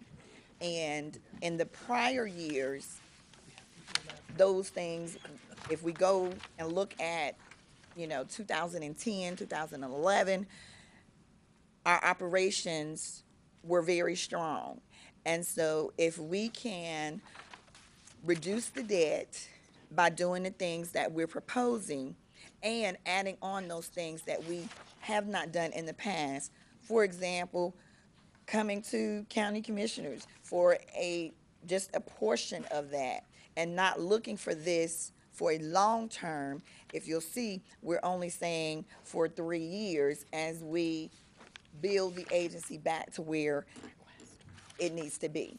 So not looking for a forever support, but just saying because of the impact that we make and because of what would happen if all of our employees become unemployed, the amount of services that would be needed, that would be cost-wise to the county, if we can do the things that we have put in place for the next 3 years, then we should be solvent enough to say, we thank you for your support, and we have gotten to a place now that we're able to move forward. Mr. Chairman, what I'd like to suggest, before we go further, we're going to have budget meetings over the 3 days of this week. And this could be an item that could be brought up, because the last thing I would like to see us do is adopt a budget and then come back, decide to do this, and then have to take $82,000 out of contingency funds. There are categories within our budget where, discussions where this would fall. So we can bring this up as one of the items, and we can either vote to support it or not at that particular time and move forward. Does that make sense? It does. Ms. Ward has some comments, and then I think the manager, and then we'll wrap it up. And Melvin as well. And to preface this the same way Mr. Colson did, this is not directed to any one person. I know what it's like to inherit things. I'm a retired school principal, and I was moved to 4 different schools. And so I know what that is. One of the things I think we requested when you first came to us, I don't remember exactly when it was that there was a need for a line item budget, which we have not seen. At least one proposed for, just let me finish, just, it's not in here and I haven't seen it, showing everything and every penny. We're in the middle of a budget process. That's one of the most important, probably is the most important job that we do as commissioners. And there's always money in a budget that you put over here for emergencies similar to this and other things. And to me, I feel like I need that kind of document rather than the plans and proposals and ideas. And I'm not stopping there with that comment. I think that we still would like to see that kind of a budget. The other thing is I would like to ask the manager if there is any opportunity at this time, because I think when you came to us before, you were asking for money for a different thing that wasn't being able to be funded, and now it's for insurance for the people who work there, and they have canceled the policy, or you got just a few days before they do. So I don't know whether there's a plan, because I know you've had this before we have, and I'd like to just ask the manager if he will share with us any ideas. And I agree with everything Mr. Colson said. I think we need to look at this at our budget time, but we need not just a plan and what you want to do and that you've eliminated one job or whatever, and I know you're trying, or that you've held a fundraiser. The gentleman, I don't even know what their budget is for a year, but as soon as the first 2 years are finished, they take over, the gentleman from Raleigh, a foundation, and they raise their money. It's a nonprofit, which is very similar, but they don't get the amount of money you get in the beginning to use to form your budget. So, Mr. Manager, if you'll share with Chairman, us. you may interject? Go ahead. In terms of the budget, we did ask Bernadette to, when I say we, I mean Pitt County, Martin County, Beaufort County, we've met with Ms. Yarborough on several instances since January. They did submit a composite one-page budget on their $6.5 million. It looks like probably 6 different cost areas, cost centers for that budget. And my understanding is that has been adopted by the Board of Directors. So again, we've met several times since the first of the year asking for different information.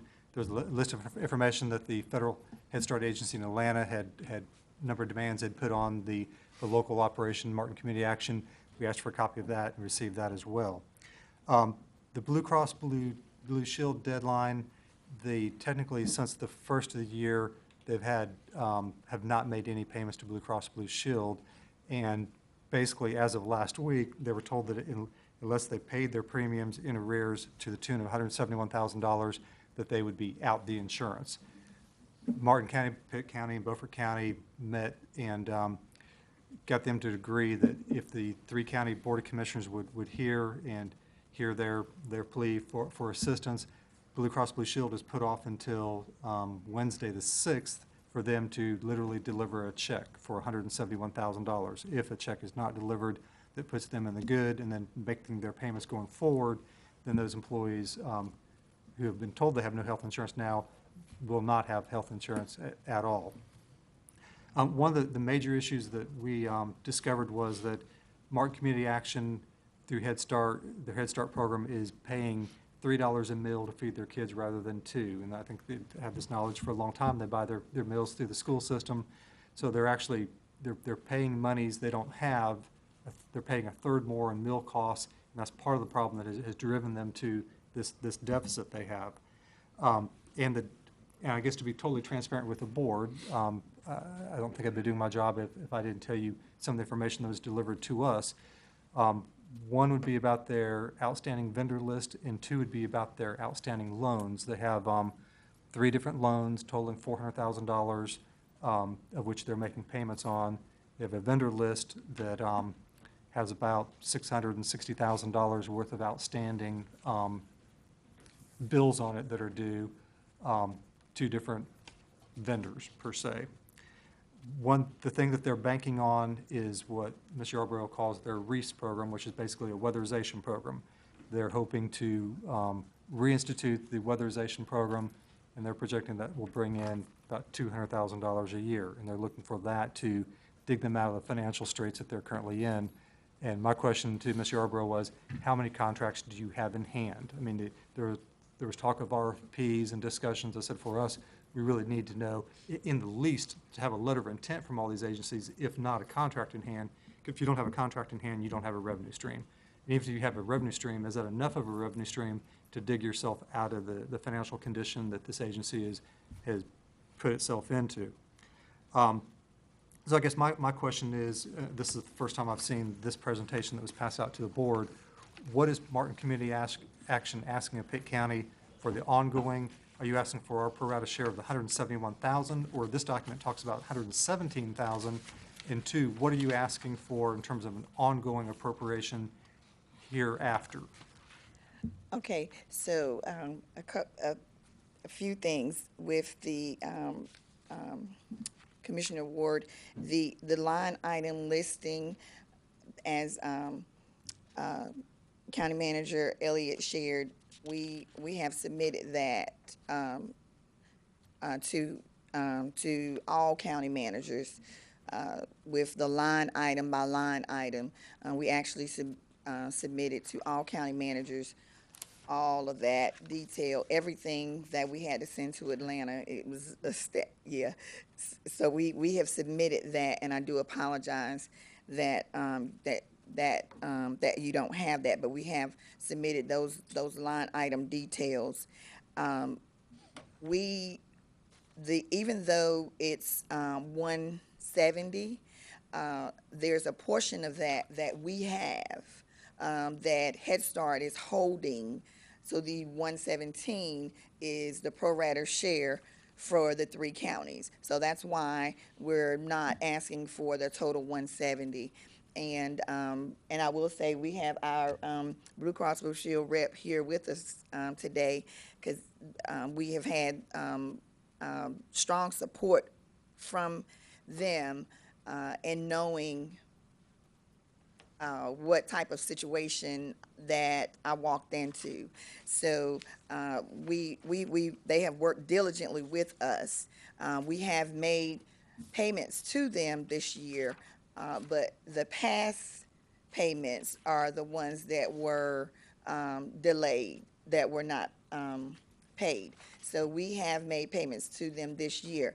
So the 117 is the only portion that we're asking pro rata share for the 3 counties versus the 170, because we still have the Head Start piece, which is approximately $54,000, that we have that piece. So as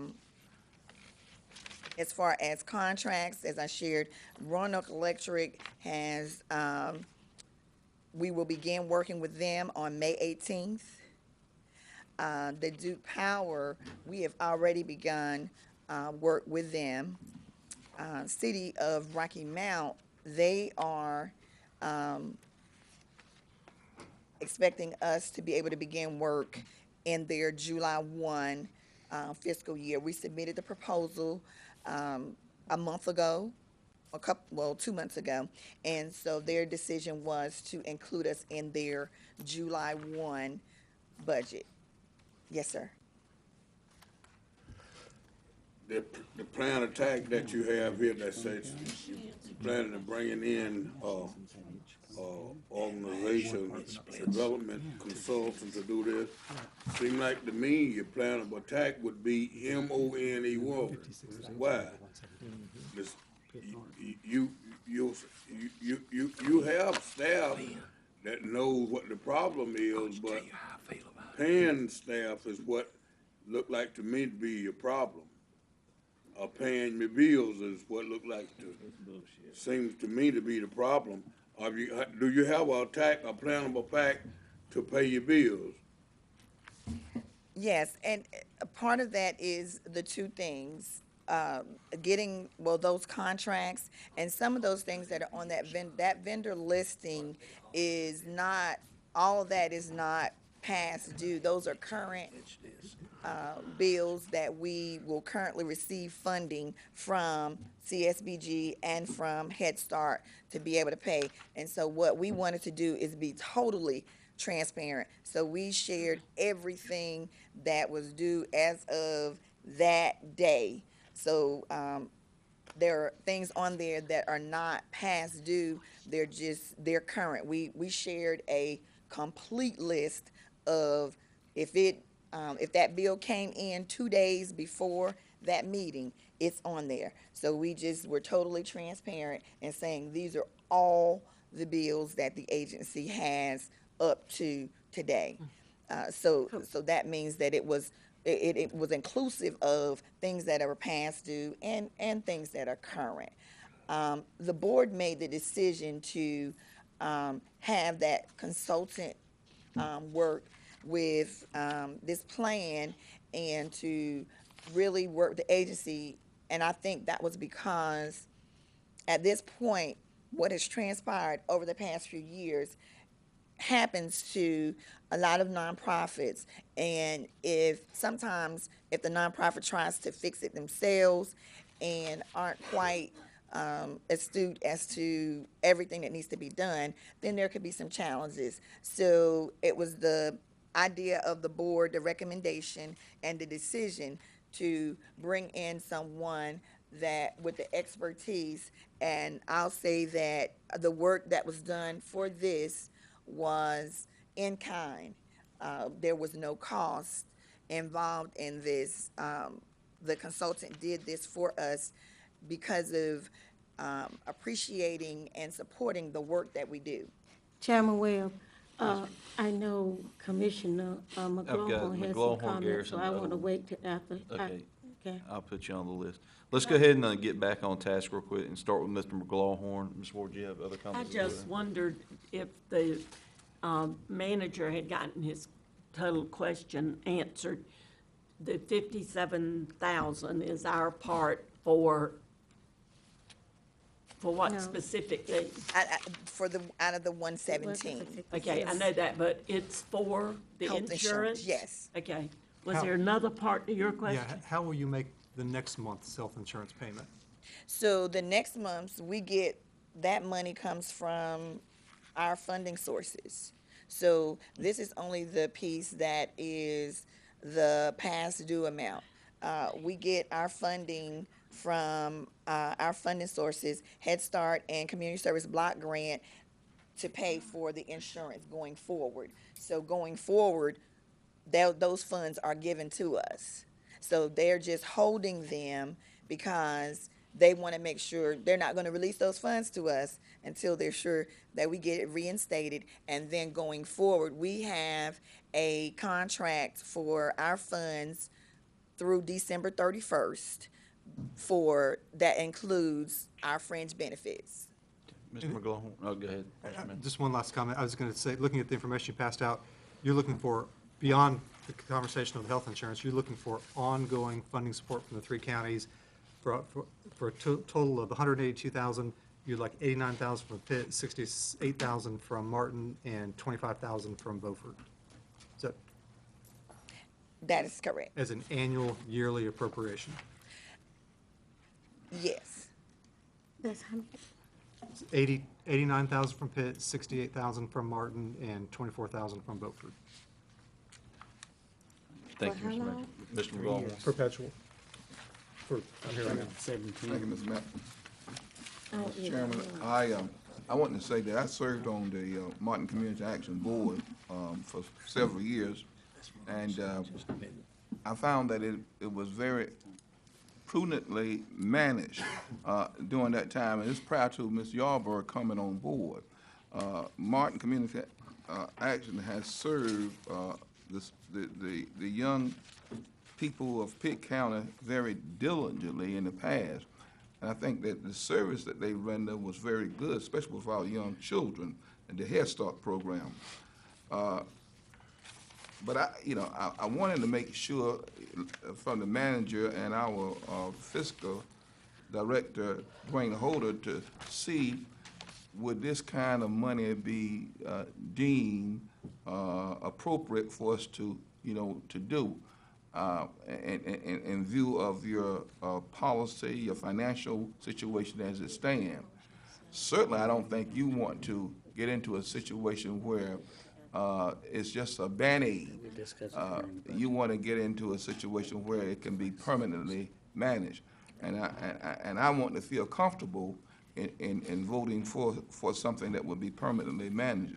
That's why I'm relying on the manager and also our fiscal director to guide us in that direction. Thank you. Yes, thank you very much for coming back today. I certainly am in no position to affirmatively vote for your request today because, again, there is still a lot of information that I'm just getting, and we requested that information back in January when you came to us, and today is the first day that I have seen any of that information, and it does take some time to digest this. Some of the things that really concern me is, now, how long have you been with this organization? I've been in this position since July of 2014. Okay. Prior to that, I was the Head Start director. Okay. With a $6.5 million budget, it really appears to me that what we have, and I think you've probably already admitted this, is a management problem. And I am concerned about allocating Pitt County citizens' dollars to offset a management issue. The other thing that concerns me is, and this was one of the questions, but I think it's been answered in the discussion. So what you are requesting today is $57,000 immediately, and then also $89,000 a year from this point on. Is that correct? Well, we feel like if we could at least get some support for 3 years, that would give us an opportunity to become back solvent again. And as you said, with the management issues, that piece the board recognized early on in 2014 and made management changes. But the issues had already occurred. And so at this point, that piece was definitely recognized and those changes have been made. And so now at this point, trying to solicit support to say that with the changes that have been made and with having open transparency, having a board member on our board, having being able to show after today with the 57,000, being able to show that this agency is going to be viable. There's a plan in place, and I do apologize, those documents that you have not seen, I do apologize for that. But we have been working diligently to work the numbers, to change things. The only staff we could change were the administrative staff, which is why that plan is here to say to decrease the salaries, and we cut a position with our Head Start and our Community Service Block Grant. We did put in place that if there were unnecessary things in the budgets, then those things, for example, unnecessary travel would be halted. If that required bringing someone in that was at a lesser cost. So we will have to do things that have not been done in the past. And those things are why this is what we have now. So the management issues will be resolved because the game has changed. So is it $89,000 for 3 years? Well, it would be 2 years, because we're here today for the first year. Okay. But you're asking for 57,000 for the health insurance, so you asked for 57 plus 89? No, Then, no, so just the 57,000 for the first year. So then you're asking for 57 plus 89 plus 89 Yes. over the next 3 years? Yes. Okay. And that is, of course, pending that we come back. We want to show you that we have moved forward, we are viable, open transparency, any questions, anytime that we need to submit reports, that this agency is moving forward and doing everything that is needing to be done. What is the consultant going to cost you that you referred to? Right now, the work that she has done has been in kind. Okay. good. Now, if we go with this same consultant, it would be dependent upon what that cost would be. So that is not a guarantee that we would go with that specific person, but we would make sure that we bring in someone that is cost effective and doing the things that are necessary only. Okay. The 10% reduction you talk about? Yes. When would that be effective? Board, good morning, Commissioners. Good morning. Morning. And forgive me for being tardy. I thought we were gonna be on at 11 a.m. And I wanted to be at 10:30 to be ahead of the game, but we looked at that and it's almost, to answer your question, we're looking at an immediate transition on that. We So gotta that look would at the- be, Pardon? so that would be in May of this year. Is that right? Yes. Okay, Yes. okay, fine. if I can introduce, this is Mr. Moses Matthews. He's the chairman of the Martin Community Action Board.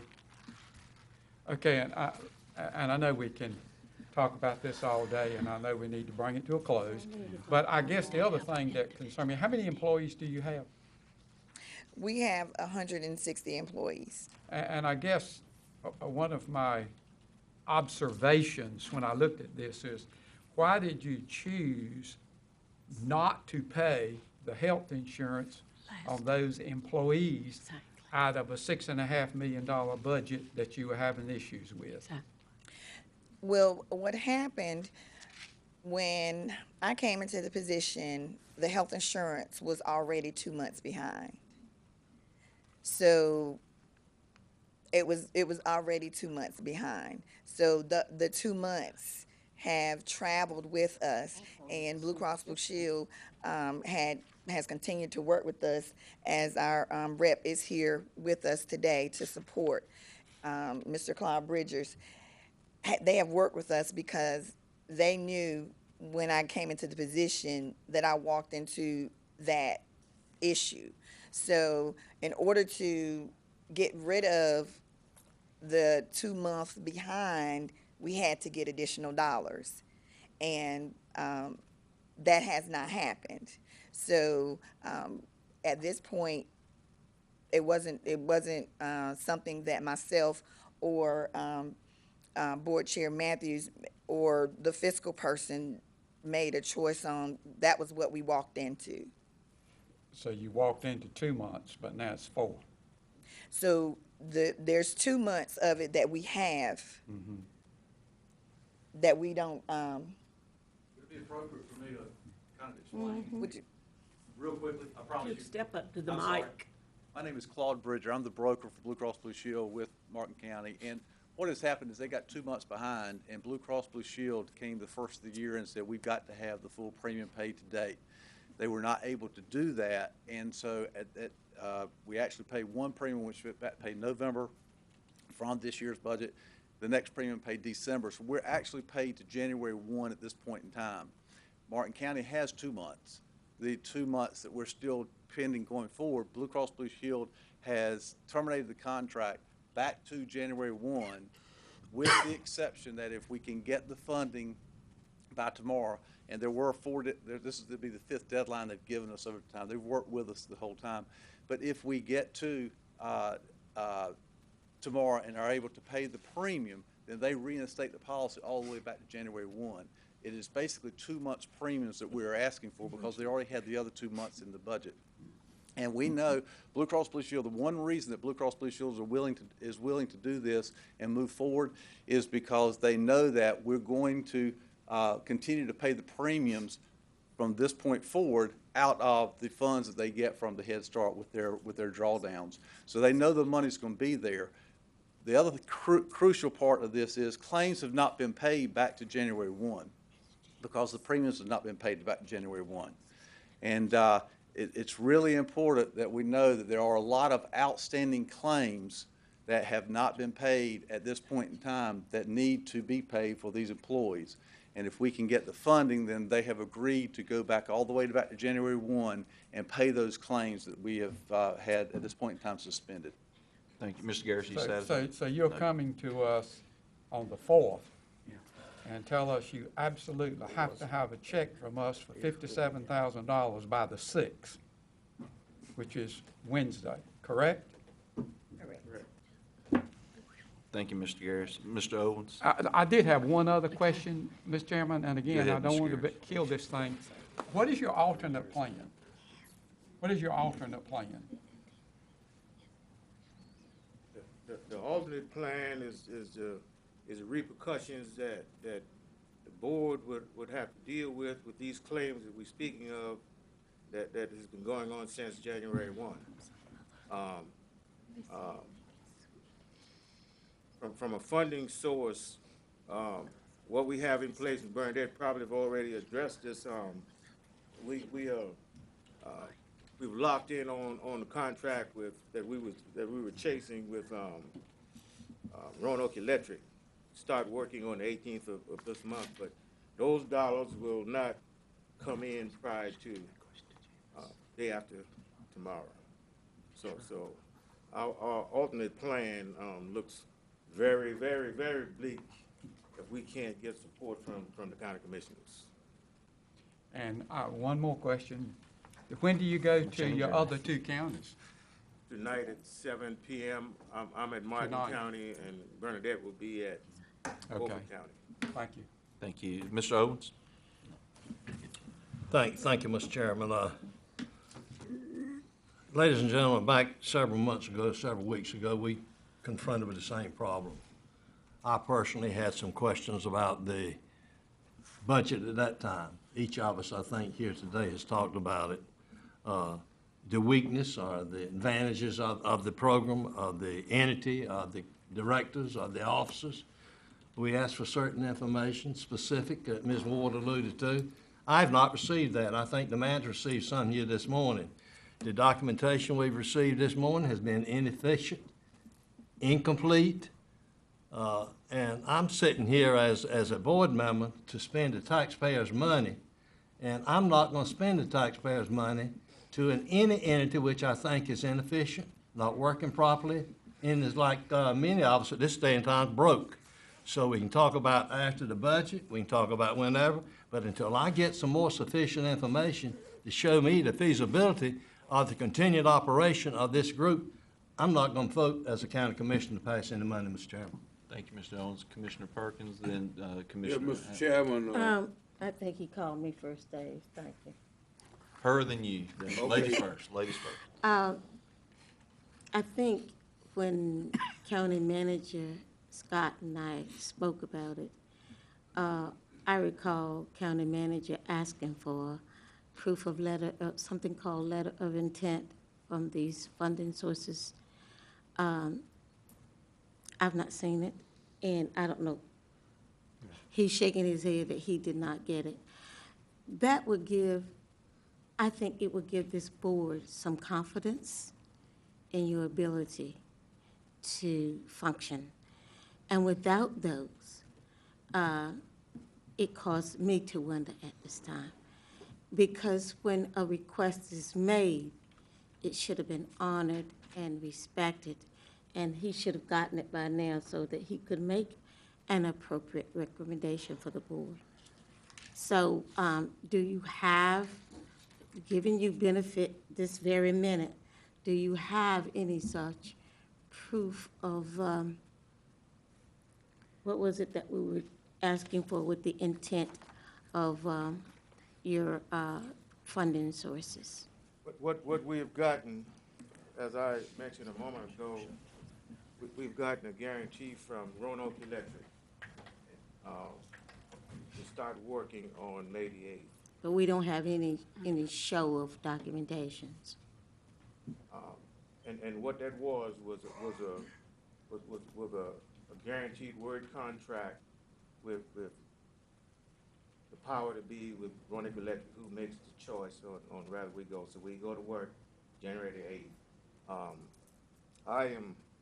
I am just as confident speaking to you as if I had that contract in my hand right now. We've gotten proof and commitment from the city of Rocky Mount beginning July 1. The city of Rocky Mount is working its budget like so many of us are working the budgets in these entities that we serve, county commission, school board, whatever. And they're waiting and fine tuning their operation. Elizabeth City told us the same thing. We're working with, we thought we would be able to have something last Friday from Franklin Vance County. That commitment was made, and they're working some fine tuning with Duke Power. We already have a contract with Duke Power, but we're talking with Franklin Van in conjunction with Duke Power. So I understand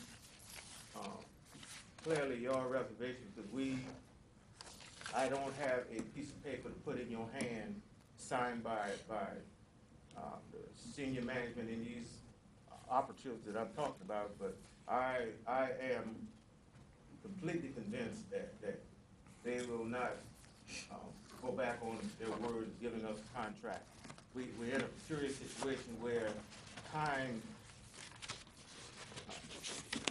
it's just that it seems like time capsule just isn't in Martin Community Action's favor right now to brought you what you've asked for, but we for the last 2 weeks we've been working to shore up these contracts, and I'm going to repeat, I feel confident that those contracts will be honored.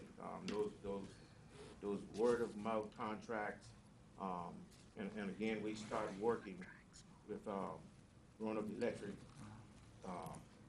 on May 18th. I'm sorry to interrupt, but I noticed, I am new to the board, and I'm feeling impatient right now myself. And I had a saying by my parents, proof is in the pudding being the promise, and the proof is in the hand. That's what my parents used to say to me, so my grades had always be in their hand. So when documentation is asked, you're new, Ms. Bernadette, y'all there, Barbara? When they ask for documentation, produce it. I'm finished. Thank you. Mr. Hammond? Yes, sir. All of those other counties and agencies that you mentioned for help, it'd be lovely if they do it, but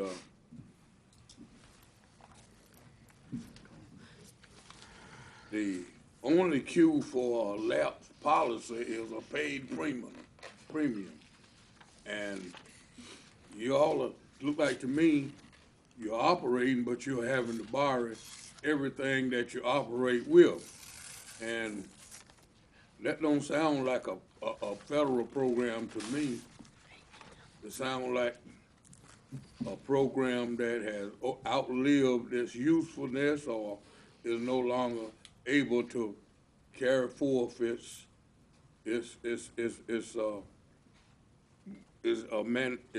mandatory functions.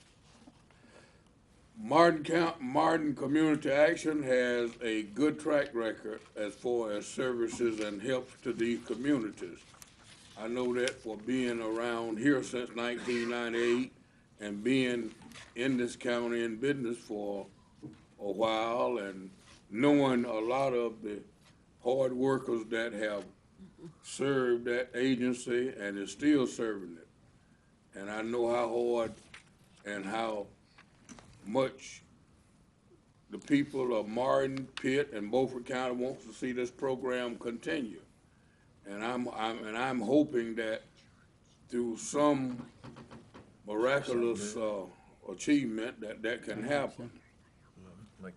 But there's an old saying that anytime your outgo exceeds your income, your upkeep becomes your downfall.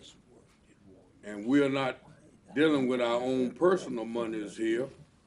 We're dealing with federal funds and state funds and what have you, and they are very, very strict on how they, their monies are used.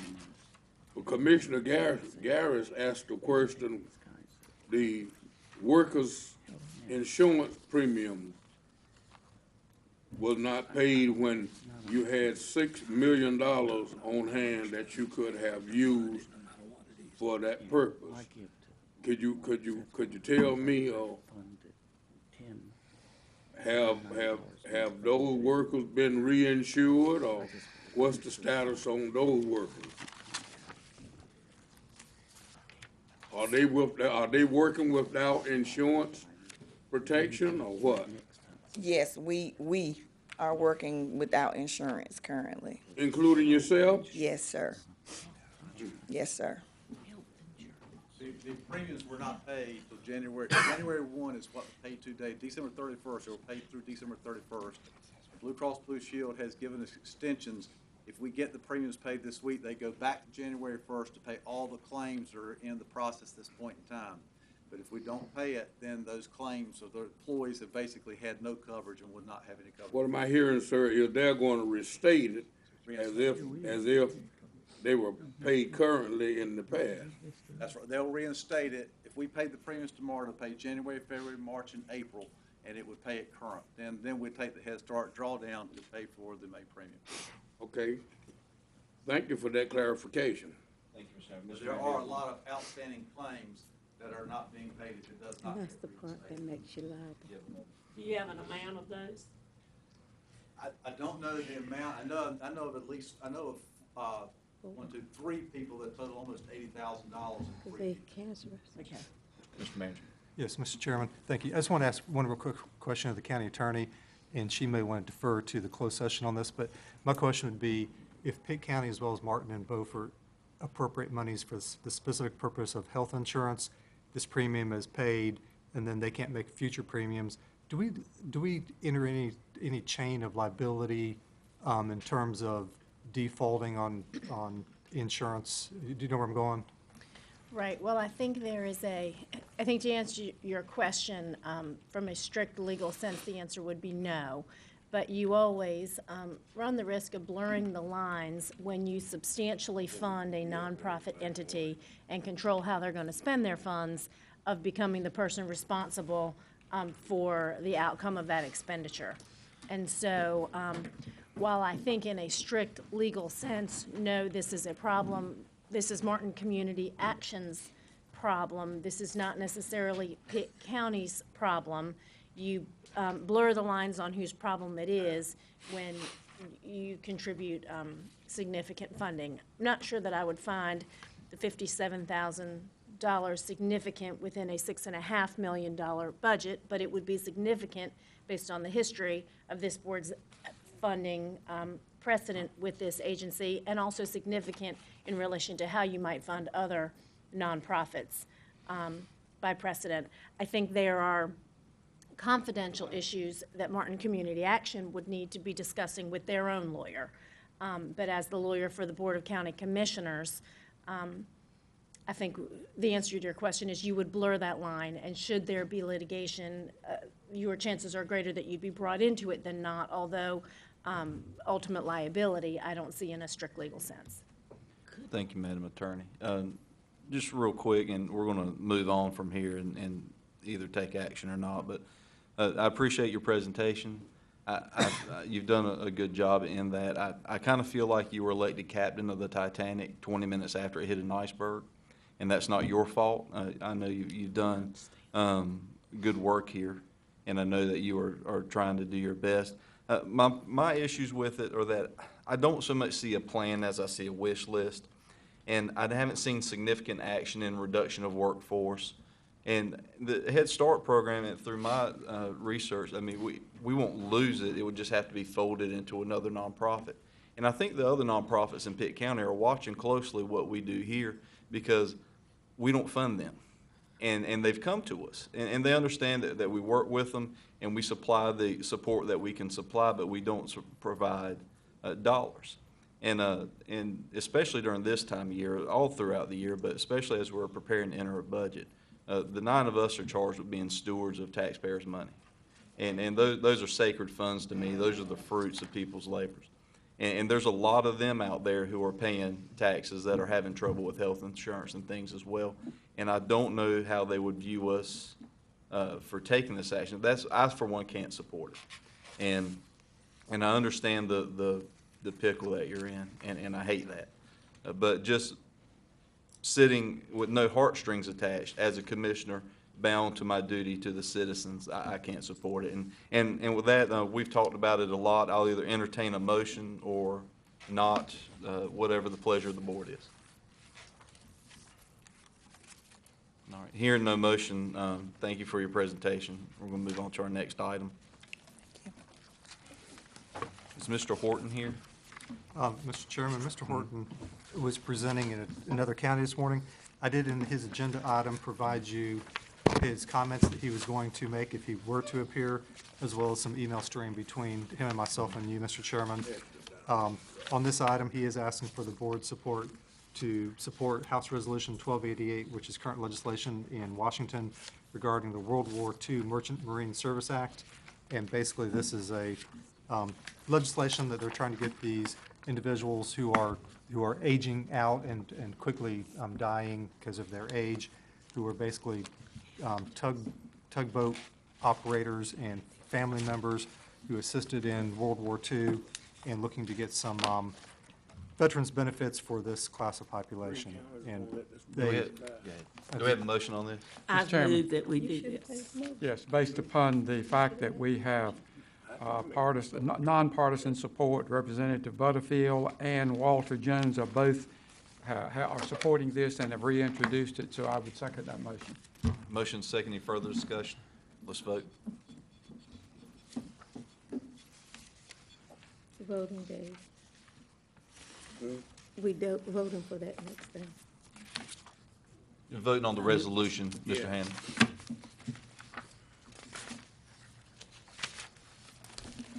Thank you. Yes, sir.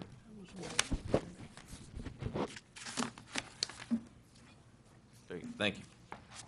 All right, next, Mr. Elliott. Yes. Next item, number 4, on item for decision, you have a request by the Mid-East Commission to remove a board member who has not attended any of their board meetings. This would be to remove Maurice Whitehurst, again, due to the lack of attendance. Pleasure of the Motion to board. remove. Second. I move that we do for this. Let's vote. Mr. Chairman. Yes, just as sir. a point of information, he'd be off the board May the 6th anyway, wouldn't he? Insult to injury.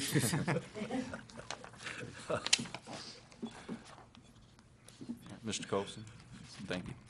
All right, Mr. Elliott. Yes, this, next item, number 5, reappointments to the Animal Services Advisory Board, being recommended Linda Mazer and Terry Sheremai be reappointed. I so move. Second. Let's vote.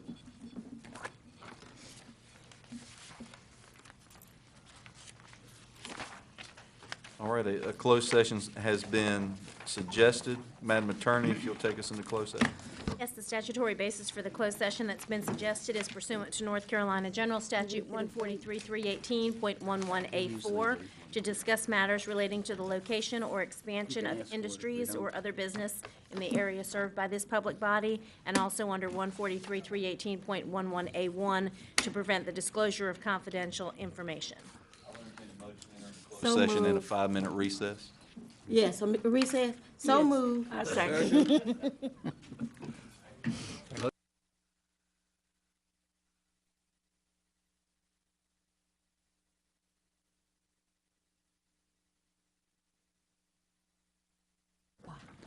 All right, we're back from closed session. Ms. Ward, you have a motion? Yes, I'd like to make a motion for approval for the April 13th, 2015 closed session minutes for content only. I second. Motion second, let's vote. We'll now have commissioners' comments. We'll start with Commissioner Farley. Do I have to make a comment? You don't have to. No, except I think we're finished with the agenda. All right. Mr. No Garrett? comment. No comment. No comment today. Owens? Mr. Chairman, I think all of us are aware of this, and it might be a little belated, but we were honored in this county some weeks ago by our manager and 3 other people from the county that went to the Boston Marathon. If I use the proper terms, correct me, but not, you know what I'm talking about. But at the time that the illustration and what it meant to our people of this country, I think that we ought to have a resolution honoring Scott and those other 3 from Pitt County for participating in something that means so much to society and to the United States of America. Second the motion? I agree with you. We'll get that done. Mr. Colson? No comment. Commissioner Williams? Was that something to vote on? Yeah. Motion, yeah. Motion was made and Do we have seconded. to vote? Well, you have a motion and second on the floor, so go Okay, ahead. so yes. That was all So in that's been favor. approved, and we'll direct staff to create Thank that you, Mr. resolution. Owens. Thank you, Mr. Owens. Commissioner In other Williams? words, run your little I heart think out. it says something for someone who can run that far at such a short time. I'd fall down by the door. But in addition to I that, think he ought to tell us his time, but he's so shy about it. 3 hours, 48 minutes. 3 hours, 48 minutes. Why, Scott? Hey, Mary, I think he's Mary, proud of it his, myself. How many miles? Add it his all. training for running so far, so long, is being a county manager. 26.2 I miles. think it's, I think Jimmy ought to go next time. Yeah, right. I think it's exciting. That's true now. I've We seen you expect jogging you back around your within a property. month. At least. I think it's exciting, and I also like to encourage everyone in Pitt County to attend that Pitt Greenville Airport meeting on May 14th, 14th At the at AG 6 Center. o'clock at the Agriculture Center, 6:30. because the airport does impact all of us. In addition to that, I like to say, today, this morning, I tendered my resignation to the Pitt County, to the Pitt Martin, I want to get the name right. Martin Community Action. Yeah. Martin Community Action Incorporation. I've served, I think, about 3 months right now. If it counts today, 3.5 is, because this is a half day since your appointment.